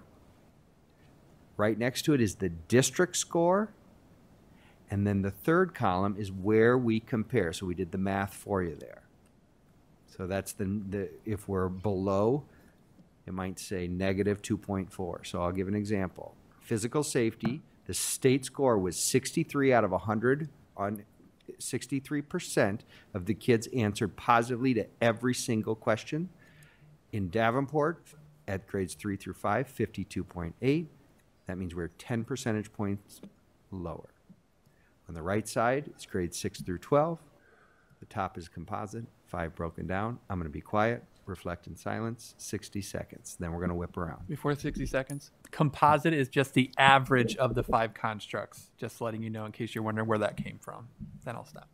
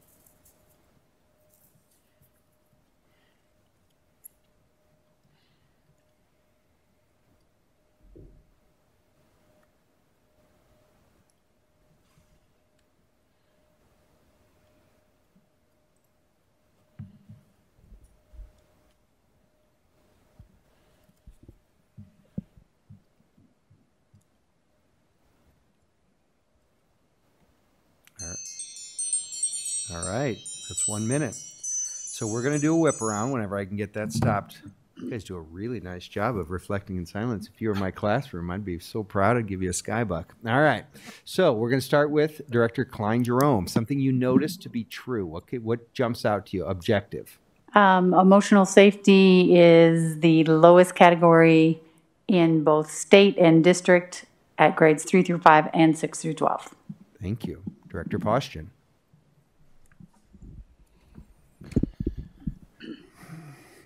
The district score is lower than the state score in all categories. Director Beck.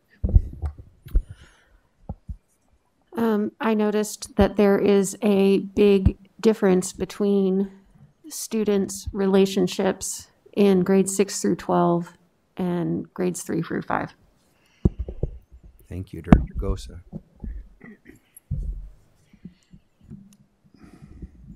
I don't know how to answer this the right way. I feel like I'm going to get in trouble. It looks like we do a better job in the elementary than the junior high and high schools. That's not really fair, but that's what it looks like. So you can say that the composite score is higher in elementary than it is in high school. That's objective to be true. All right, you're not in trouble. Director Snyder.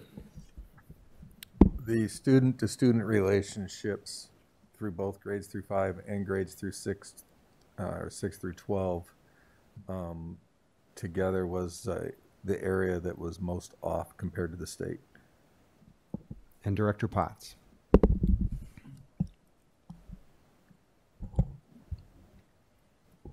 I would say the level of emotional safety across the state is not very good. It's borderlines on subjectivity, but we're gonna allow for it. It is the lowest. Yes. There we go. All right. So the next question, and I want to do a quick clarifying to Director Postian, who has said, and this is the smallest of things, but 6 through 12 emotional safety, Davenport is above the state average, so by 0.9. So that was the only exception to that rule. So just pointing that one little piece out there. So round 2 is what questions do you have? So if you go to the next slide, please, Brenda. It's the same exact thing, but a different title. What questions do you have when looking at this data? What does the data make you wonder? So it's all the same information. And so now we're going to do that same thing, Mr. Driscoll. If you could set How a much timer time do there. you want this time? Maybe let's do 30 seconds since you saw it. And now be thinking for 30 seconds on what questions you have. And then we're going to start on Director Potts' side and go back around.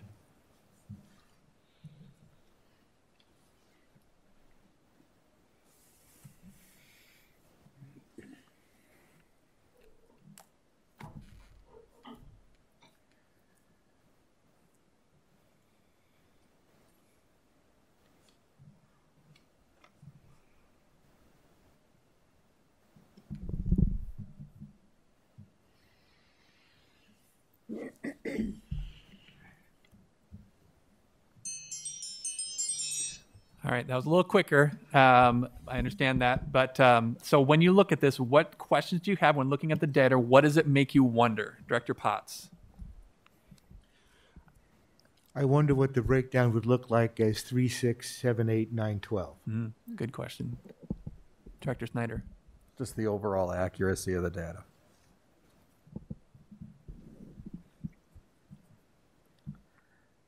How many students actually took the survey versus how many, or how many students total versus how many actually took the survey?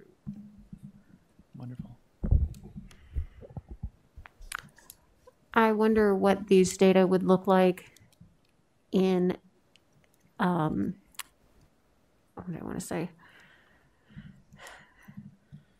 If we broke it down by building or other subgroups that we might find differences among. Great question. Dr. Postian.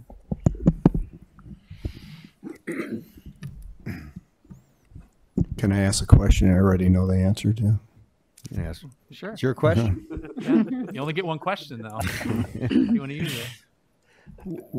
What happens in the adult to student relationships with such a dramatic change in score in grades 3 to 5 versus grades 6 to 12?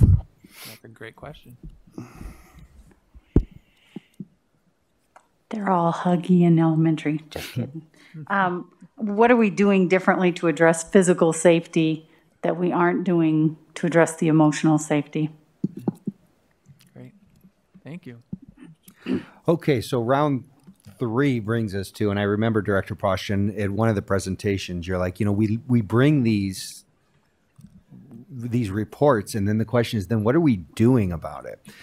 And so that is what round 3 is about, is we are bringing you guys in, thanks to Dr. Stevenson, and a lot of the conversations is, it's not okay to come at the end and say, well, this is all the things we've done. So this is really where we are right now. That continuous improvement process, that step 1, is we just got this back, and here's where we're at. So this is what we're doing all the way down to the student level. Exactly these 3 rounds, and then now it's, what do we do about it? So I'm gonna give you 30 seconds in silence again. And then question 3 is, when I look at these data, it shouldn't be, I noticed that. One thing that we can do is, so be thinking about that. Next steps. 30 seconds in silence.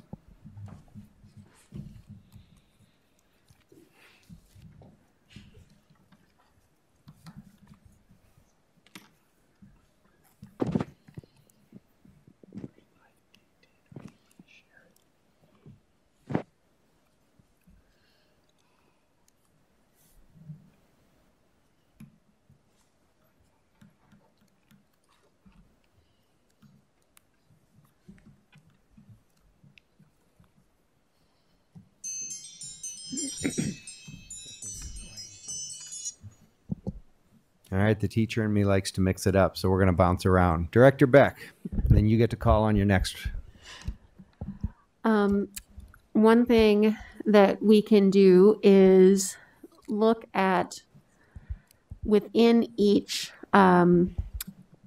category, either break it down by a grade or by building and look at where we're having the highest scores and compare those to the places where we're having the lowest scores and see if there is something different that we could be doing in the schools that don't have the higher scores.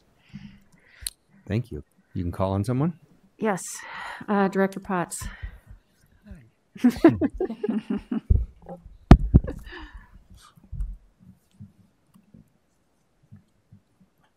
I think we could, one of the things, that next step we could do is also then maybe, if we can, give this survey again, because this is April of last year's information. Mm-hmm. We've been implementing some of our programs starting last year and this school year, and it might be interesting to see as a next step if we've had any impact. Thank you. You can call on someone? Well, I call on somebody. Mm-hmm. Karen. The next, I would look at a breakdown of the emotional safety responses, because if there's one negative and it all becomes negative,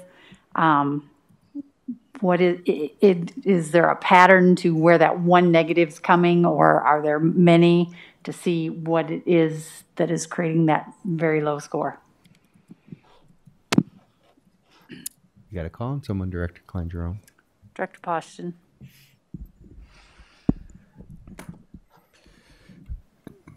What effect, looking at from building to building, as far as how far PBIS has been implemented in particular buildings? Director Poston, you can choose from Director Snyder or Director Gosa.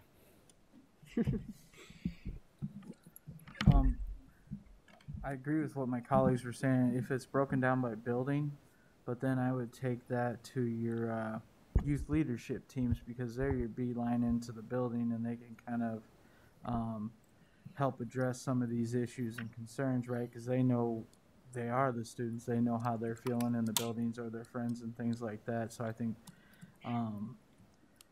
being able to do things like that, it involves them, and it gets us, right to the root of what we have. So I guess I'm going to pick Director Snyder. Well, I was going to say also ask the data again. ask the same questions again, but Bruce already said that. So I'm going to say, since we're focusing on students, we need to find out somehow why the students answered the way they did. So either some type of, a discussion group or something to get these kids' feelings, opinions, everything out in the open.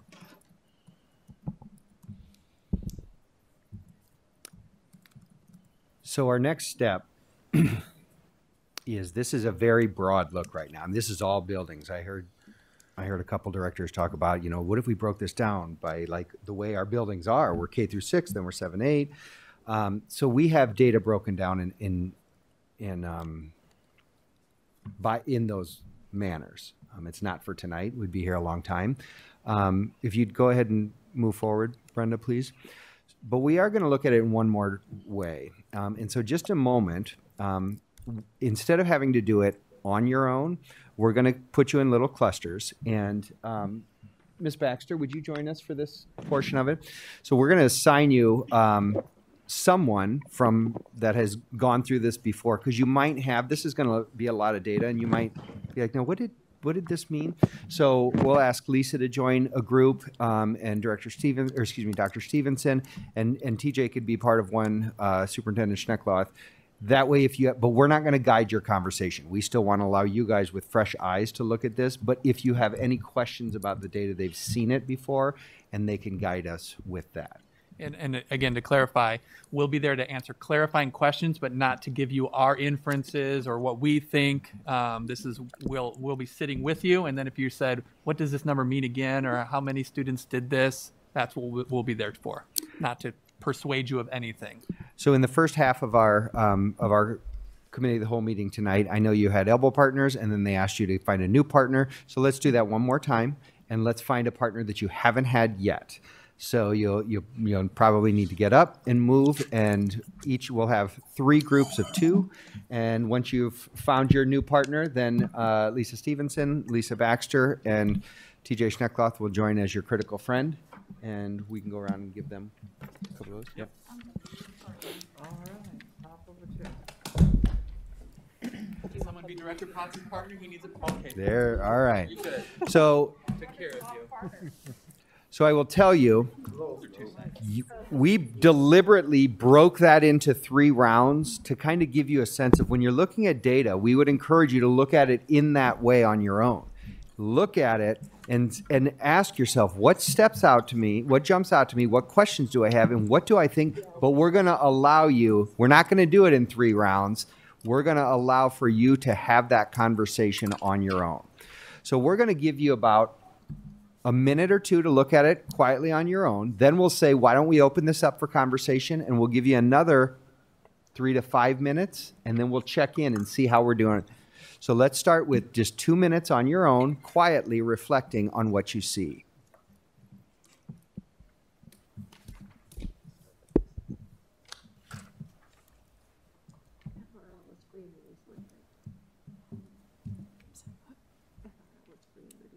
Yes.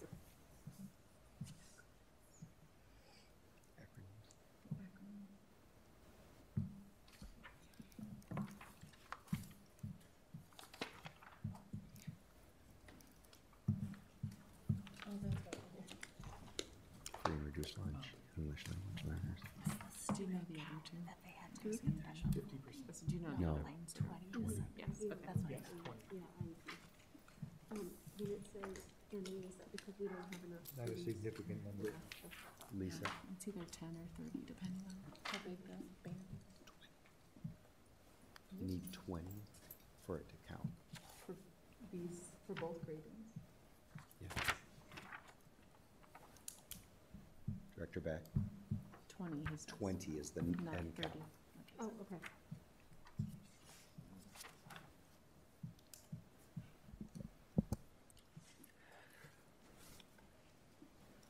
Which we're disputing that.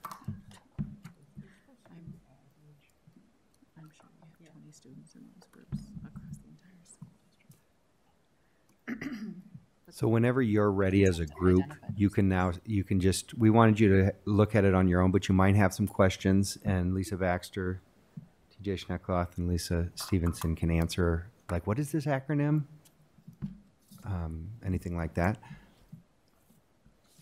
Military, so like their parents are in the military? Interesting category. Yeah, yeah. Just if you have any questions. One thing I do want to point out is, so for Asians, you can see that we have, nothing straight across. And that isn't because we don't have Asian students in our community, but they do not register at any school unless there's at least 200 students in that school. So because we didn't have a single school that had multiple schools at each at-grade school, we probably have it all together. So they don't. It's not matching what's in campus. Right, and I would expect. I mean, it still counts toward the composite score, but it doesn't count toward the subject. I guess just right off the bat, I'm kind of a data-driven skeptic anyway, because I myself am going to answer a survey completely differently based on the mood I'm in at the time. If I'm in a bad day, probably not a good day to give me a survey. If I'm taking this with my friends, there's a good chance that I'm going to answer how my friends answer. If I'm taking this at home and mom and dad are making me sit down and miss a TV show and answer this, I'm going to answer it differently than I just, without any controls, you don't know how accurately the data is. That could be your makeup for the junior. And by the way, it was administered to I think our you're online. right that we're not supposed to type. Sorry, I help myself. I was just going to comment on your comment about taking it again because Real quick, a couple things in this popped out as far as under a lot of the kids were home virtual, and then a lot of IEPs. whereas this really will have bigger. This was done with the kids that were here. So this is only the kids that. Online kids had an opportunity to do it, but they didn't. And this is spring of 20 or 20? But we have a program that's like built. This April, 21. And then you saw in the back, we got the Straight up, 6 man. through So we had 12. just come back. Yeah. But we still have a lot of people on Yeah, it's kind it feels a little dirty. Remind me, composite is, The whole That pandemic takes business all the of not being constructs and averages being overall. so this doesn't have any state data on it, just our own Right, district. this just has our own district right now. But it's not gonna, it's not necessarily gonna change. The state embedded a question that asked the kids, like, this year, most of my learning was at school, at home, or both, or something like that, so they can look at that, but they didn't tell us that. But not that I know of. We want to be respectful of your conversation. So what do you show me with your hands? 0 more minutes, 5 more minutes, 3 more minutes? What would you like? 3? I'm seeing 3. So one thing I noticed We'll check in 3. I do find it eye-opening that our grades 6 through 12, I think every category exceeds the composite in physical safety and our elementary.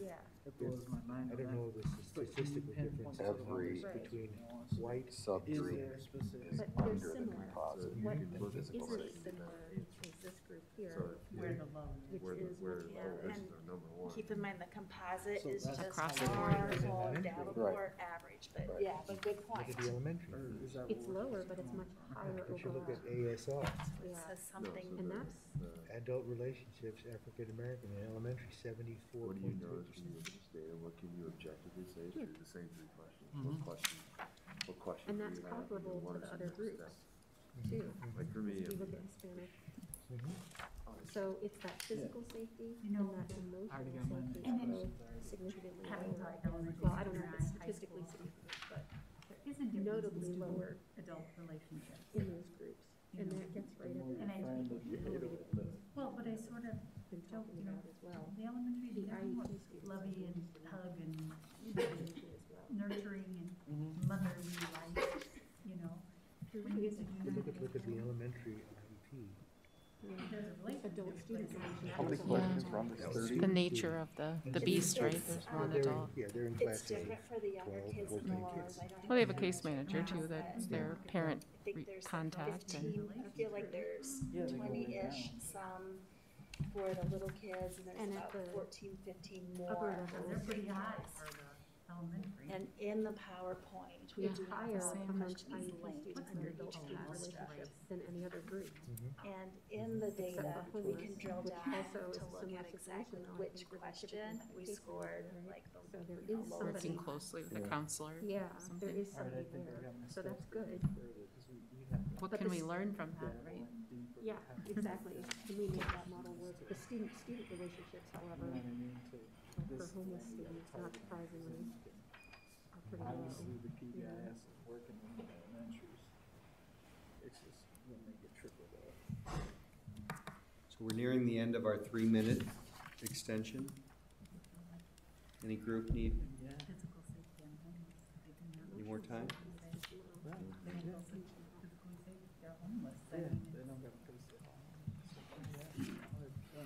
Really didn't ask how many questions, is I just wondered I know, too, it's if it's still on, stereotypical. at what point Asian do they lose also interest?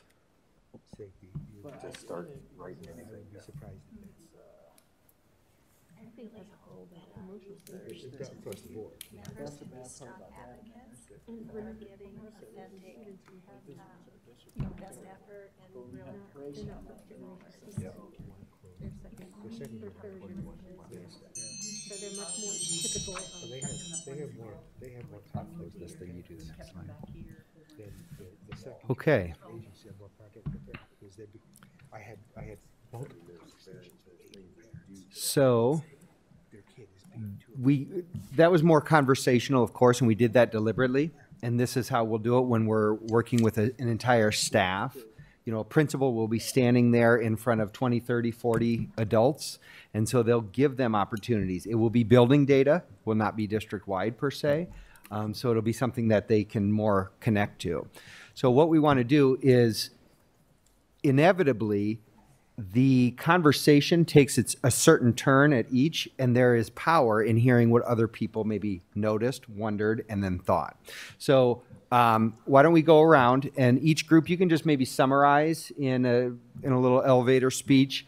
Our group mostly talked about, and you can say what you saw, what you wondered, or what you think we need to do. We'll leave that more open this time. So South Side.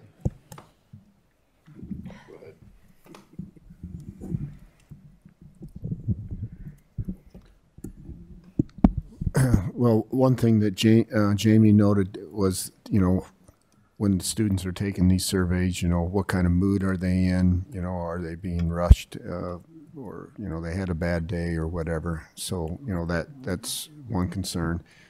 One thing that, as far as just looking at the physical scores, when you look at students with IEPs, the emotional safety was pretty low, as well as African American under grades 3 through 5, and you kind of see the same thing in grades 6 through 12.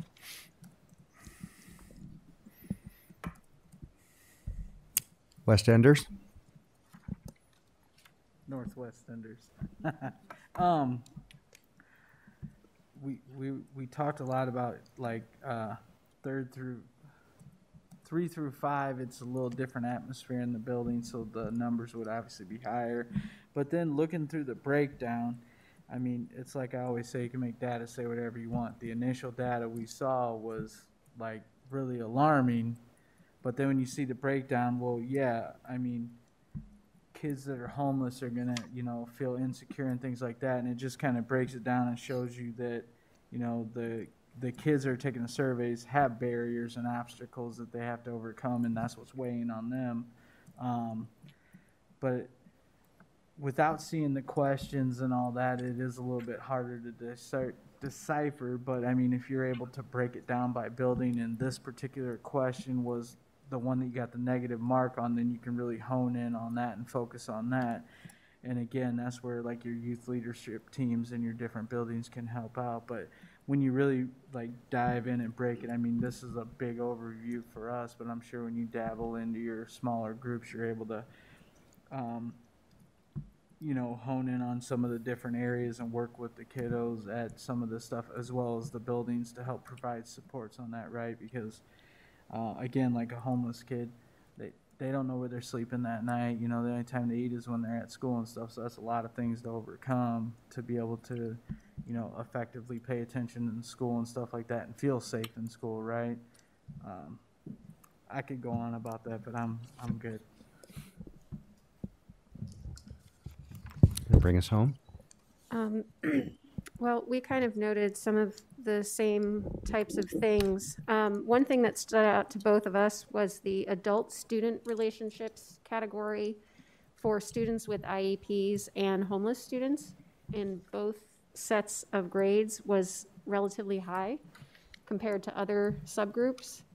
And we then talked about why that might be, noting that in both of those situations, there's often a case manager or a dedicated adult whose job it is to keep up with that student. And so that's something positive that we can maybe take further to help with some of these other groups in terms of increasing those types of relationships. And then the other thing we noticed was that, and correct me if I'm wrong, but sort of the disproportionality. I'll never correct you. The disproportionality in terms of, if you look at demographic groups, is greater in grades 6 through 12 than it is in grades 3 through 5. Like in grades 3 through 5, it tends to be a little bit more consistent among, for example, white versus African American versus Hispanic students. And when you go to grades 6 through 12, we start to see a little bit more difference there.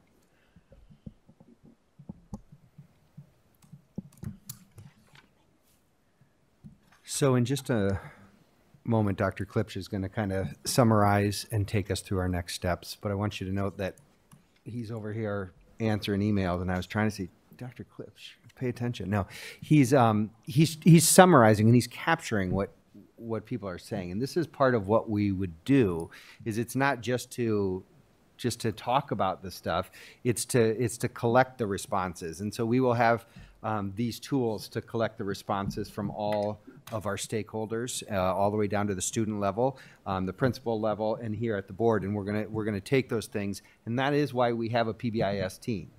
Is there has to be someone that, after all of this, just the logistics of that, who is going to look for trends, who's going to look for things, and that's where that team will dig in deeper. And so I would turn it over to Dr. Klipsch. And Brenda, if you want to switch us back to our to presentation, and then I think we're on to the last. Here we go. Thank you. So we wanted to just give you a taste of the process. So this isn't, you know, when we do this with buildings, when we do this with principals, when they do it with buildings, when building facilitators do it with students, we are, as Director Gosa said, going to dig in deeper. This was a very kind of quicker, but we wanted to just have a simulation of what this data review process looks like. And so the next step, as Dr. Stevenson mentioned at the beginning, is this is our current state. Like, this is the data. This is what it is. You can't, you know, you can ask clarifying questions about it, but this is what our data currently is. So our next steps, when we get this information, when we do this with principals, gather their feedback. When we do it with when they do it with teachers, gather their feedback, and students, we'll have all of this understanding of where we are, and use that to identify the strengths and the barriers within our district to do things like, you know, one of the suggested possible actions of, like, okay, interesting, our IEP students have seemingly better scores in some of these areas, possibly because they have a case manager or someone that connects with them. So what would we need to do if we wanted to support the duplication of that within our district? You know, what does that look like? And what are the obstacles to overcoming that? So those would be the next steps to do that really well. And it takes time to do this. And it certainly would be easier to look at the data and for a team to say, let's do this thing or let's try this.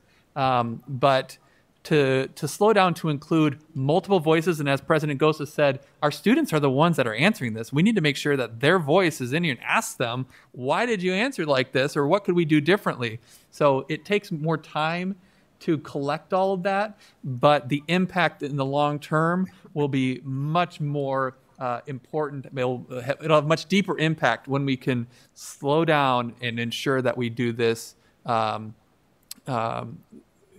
in a way that takes all those voices into account. So that's that identifying strengths and barriers. And we do have a PBS team that you've heard about that will help to use that to create a plan both for the district level, and then buildings will be doing the same work also. So that's that overview of the next steps. And on this last slide, I'm going to turn it over to Superintendent Schneckloth, which talks about those IASB questions to kind of close us off. Well, first of all, I want to thank everybody that worked so hard to help put this together. This is all based off the feedback that the school board has been giving the administration for the last 6 months. We want to make sure that we are inclusive. We want to hear teacher voice. And I think our administration has done a wonderful job ensuring that happens. So I want to thank each one of you guys for really working hard to do that. And with that being said, President Goza, if you wouldn't mind facilitating this question asking piece at the end, as you always do, is there any questions that you need, that kind of stuff? For the school board members here, we have inserted the IASB questions for you. And so I guess I'll turn it over to you, President Goza. All right, we'll go around the horn. What questions do you all have? We'll start right over here with Director Potts. One of those questions? Whatever you got that you need more information on for this, or a follow-up from this. And don't forget to turn your microphone on. I would say question 5, what are the next steps? What will progress look like in the future? What are the next steps? Because we have this spring of 21 data. We don't have any gross data to compare it to at this time, but we still need to act on some of this data. Thank you. Director Beck.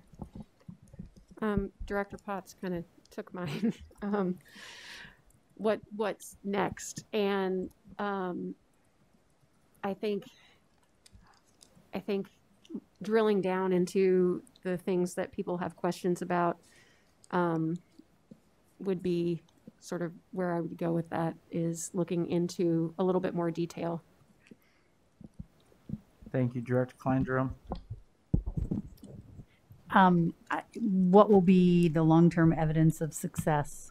You know, next spring's results, if they go up, is that success? How much they go up? I mean, what will we feel is success on this? And I have a question, like, who developed this survey? I mean, it's a state thing, but yeah. So the Department of Education did, and we can send this out. There's a webinar, there is resources and whatnot, and depending on how far you want to dig into that. But this is all part of that differentiated accountability, the ESSA, when we get those scores. So it's all through the differentiated accountability in the Department of Education. they developed it or they bought this program from a company? Do you know that? I don't know the answer. Okay.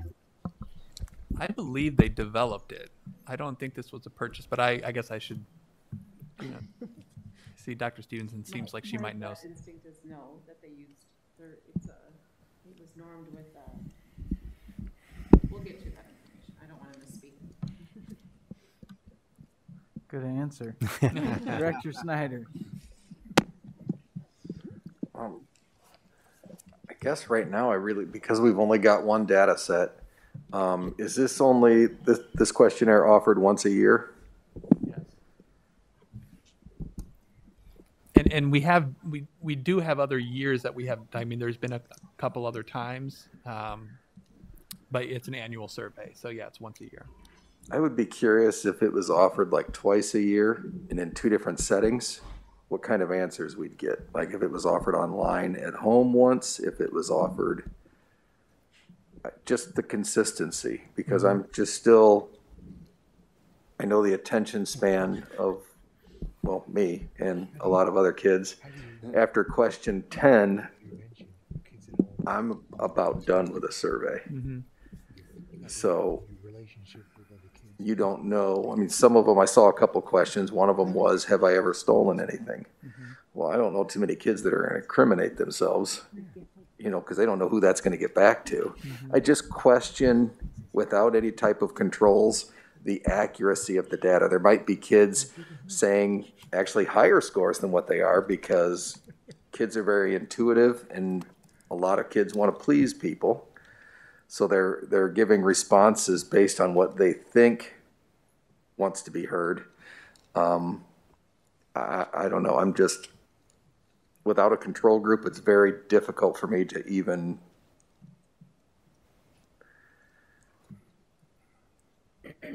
where to begin. See, he already lost his train of thought.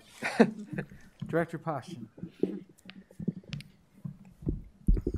Well, one of the questions, question 3, where do we have concerns? I guess I have concerns about emotional safety, and then which areas need more attention. Well, obviously, or in my mind, it would be emotional safety. So now is that related to a couple years of COVID, online learning, having to wear a mask? You know, is this all, you know, a result of that? So I don't think those are going to be easy questions to answer. But again, I think emotional safety, that, to me, that's probably the scariest thing of this whole thing.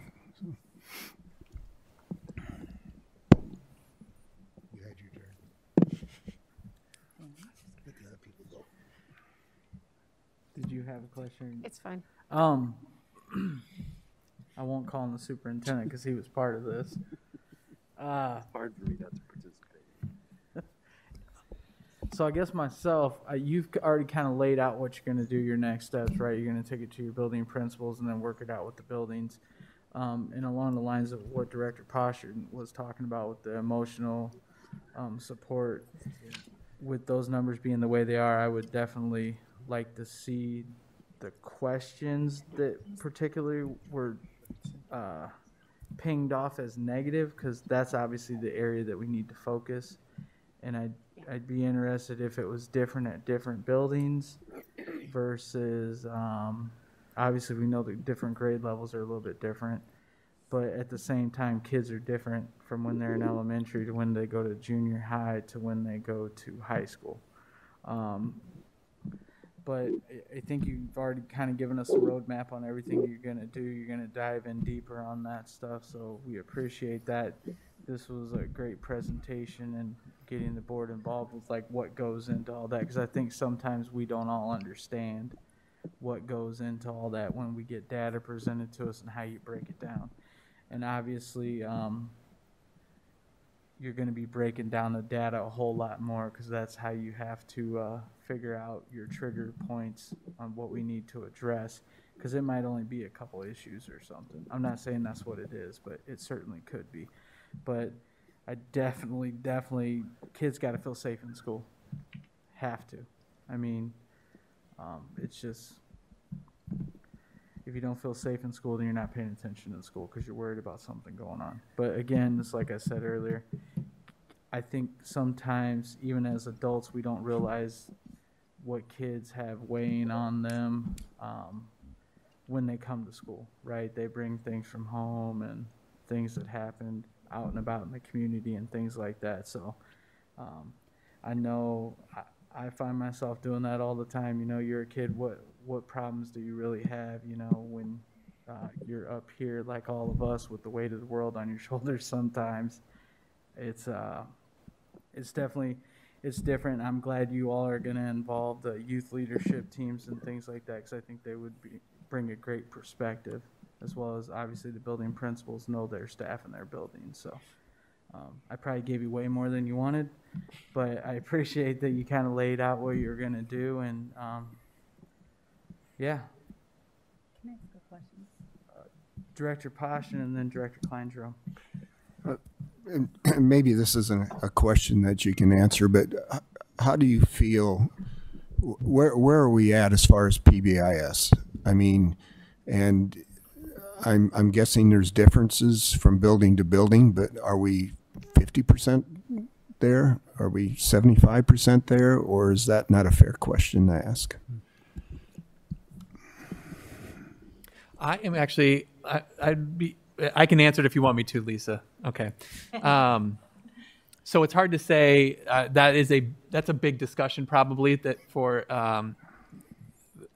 I'd be happy to come back and we could put something together a little bit more clearly on that. It's hard to say when you say 50% there, like what is the criteria for there and what are we talking about? I can say that we have a core team that meets every week and a bigger implementation team that meets every week as well. Today we met for an hour and a half. We have task teams that are meeting about specific components of it. And we also have teams that are supporting individual buildings that are higher need buildings to provide support to them. We have a tiered fidelity inventory that I think I've shared out at some point, kind of a building reflection on implementation. I honestly, as far as where are we 50% there, I don't know if I can answer that question. We still have a lot of work to do. But we are making progress every day by the hard work of Lisa and a lot of other people. Would you just compare it to CRVP? Mm-hmm. I mean, that was rolled out fairly quickly and got adopted fairly quickly. So is it going to happen as quickly as that or not? Yeah, so CRVP, I mean, our first initial training on that, if I recall correctly, was in our November Leadership Academy. Our first rollout of PBIS was on August 10th. So I would say that we're farther along this year with PBIS than we were started last year with CRVP because we're still trying to figure a lot of things out. Again, I say we have far to go, and I'm trying to be concise here, but there is so much trauma in our community and with our students from everything that's been going on. It has made things increasingly challenging to provide structure and supports to students that haven't had it. But yes, I think because we were able to know August 10th BSAT Summit, we had our leadership teams together. PBIS, this is what we're doing. Here's how it fits in. We kicked it off there. We're farther along with that than we were at CRVP at the same point last year. I did hear you say, Director Poshin, are we going to be able to roll it out as quickly? I think the easy answer to that is no. And that's not because we got an earlier start. It's a bigger lift. There's more layers to it. We are really starting with the core, meaning what is every student going to get? And that has been done very well and very cleanly, and it's been embraced by the buildings, and they're doing a fabulous job. But that's for that first layer. But then when you start talking about, well, what about all the layers? Because PBIS is, I mean, this is our multi-tiered system of supports for all of our kids in the social emotional. Like when you talk about our kid, look at our emotional safety score. That's enormous. And so it would be impossible, even with the amount of work that's going into it, to roll it out as quickly as CRVP. I think if I'm reading into your question, what you're wondering is, are we seeing a connection between schools that are at 50% or higher in PBIS and their students' responses? Are their students feeling more emotionally safe, physically safe? So are we seeing connections between the actions of PBIS and the data that we're getting back from the kids? And that is ultimately what all of us want to see, but we don't have any metrics right now that would tell us that that's happening, but that's ultimately what we'll be reporting out on. And one thing that we didn't talk a lot about tonight, but I think feeds into this, is that we have to think about, when you talk about emotional safety of students, because I think you've all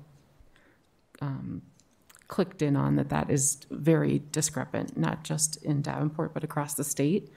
And from a teaching and learning point of view, that's directly connected to the teachers and the staff and how they're feeling in the buildings right now. And I'm sure you've all been, keeping up on what's happening, but adults are having impacts from COVID and we have, we need more guest teachers and all these stressors that are, they're wanting to tackle learning loss for the kids. And then for the elementary side too, you have early literacy as their top priority right now. And they're still growing PBIS and CRVP simultaneously. So I wonder, similar to you, in a year when we're talking about this from now, will the elementary have seen as great of growth as 612? Because their higher priority, I'd say, has been early literacy thus far. And so, but we also know that it has to start, right, at K-6 in order, or pre-K-6 for this to continue on into high school. So there's a lot of unknowns. And can I share your comment you asked about the administration of the survey of, is 2021, even if we looked back at 2019, which was the first year it was available, then we had an off year because we were in closure. And then we had 2021, which was kids were being asked, I learned mostly at school this year. I learned mostly at home. I learned at home and at school. And, those thoughts are running through all of our head as we look through this data. So we're all just waiting, I guess, till April of 2022 and be able to review this then to see what residual effects are going to continue from social distancing and all the different things that have happened to us in teaching and learning.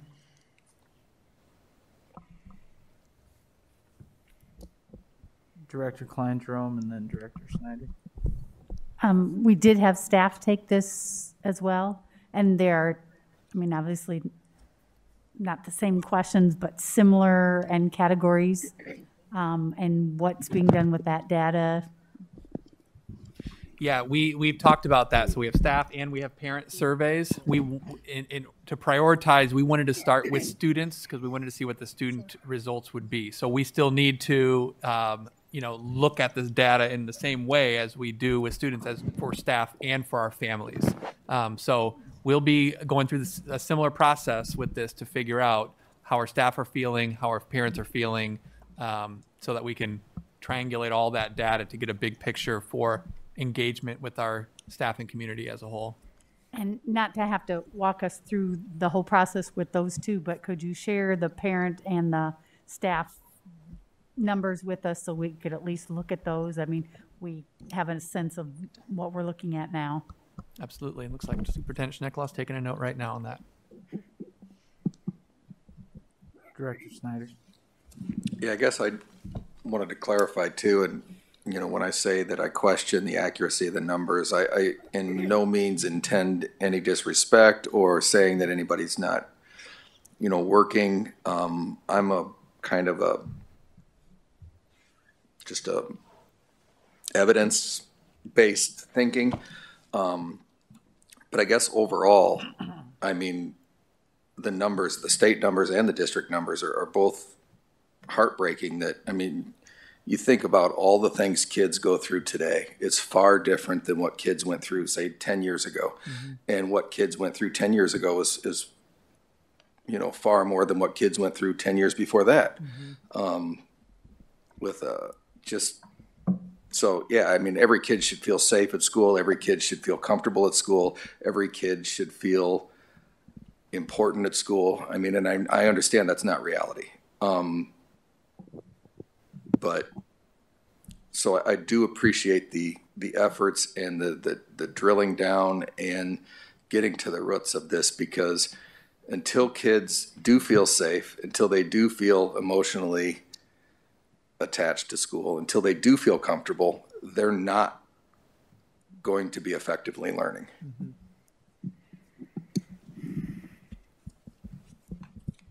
Thank you. I do have one more question. Along the lines of the emotional safety construct, I would venture to guess, and I am a parent, that one of those trigger questions is probably going to have something to do with social media. I would almost say I'd be 99% sure that that would be one of the number one things. Whether something bad was shared about them on Snapchat, Twitter, Facebook, Instagram, TikTok, or something. There's the questions for 26. The 6 through 12 right there for emotional. Row safety. 26. Yep. Facebook, Snapchat. I kind of thought that would play into there somewhere. And 25. So there's 2 of them up there. How do we remediate that?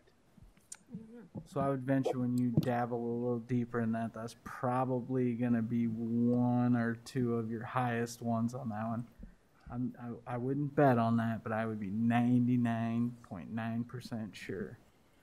Because kids bully other kids on social media and things like that. Or they do stupid TikTok challenges and disrupt classes. Are there any other questions? I had to get on my dad kick there for a minute. Superintendent, do you have anything you wanted to add? I don't even think I need to go around for board reflection on this one because I think everybody knocked it out of the park. Did you all have anything else for us? I just want to thank you guys for engaging in this process with us. And hopefully it is evident that the feedback that we've been hearing from you over the course of the last few months is really, it does not fall on deaf ears. And so hopefully this is a reflection of kind of the direction that we're moving. Thank you. I was just going to say, too, that we'll try to get out in an email this information that you didn't have in your hands, so you can spend all your time looking at it if you'd like to. And then in that email, possibly there'll be information about literacy, upcoming literacy opportunities, too.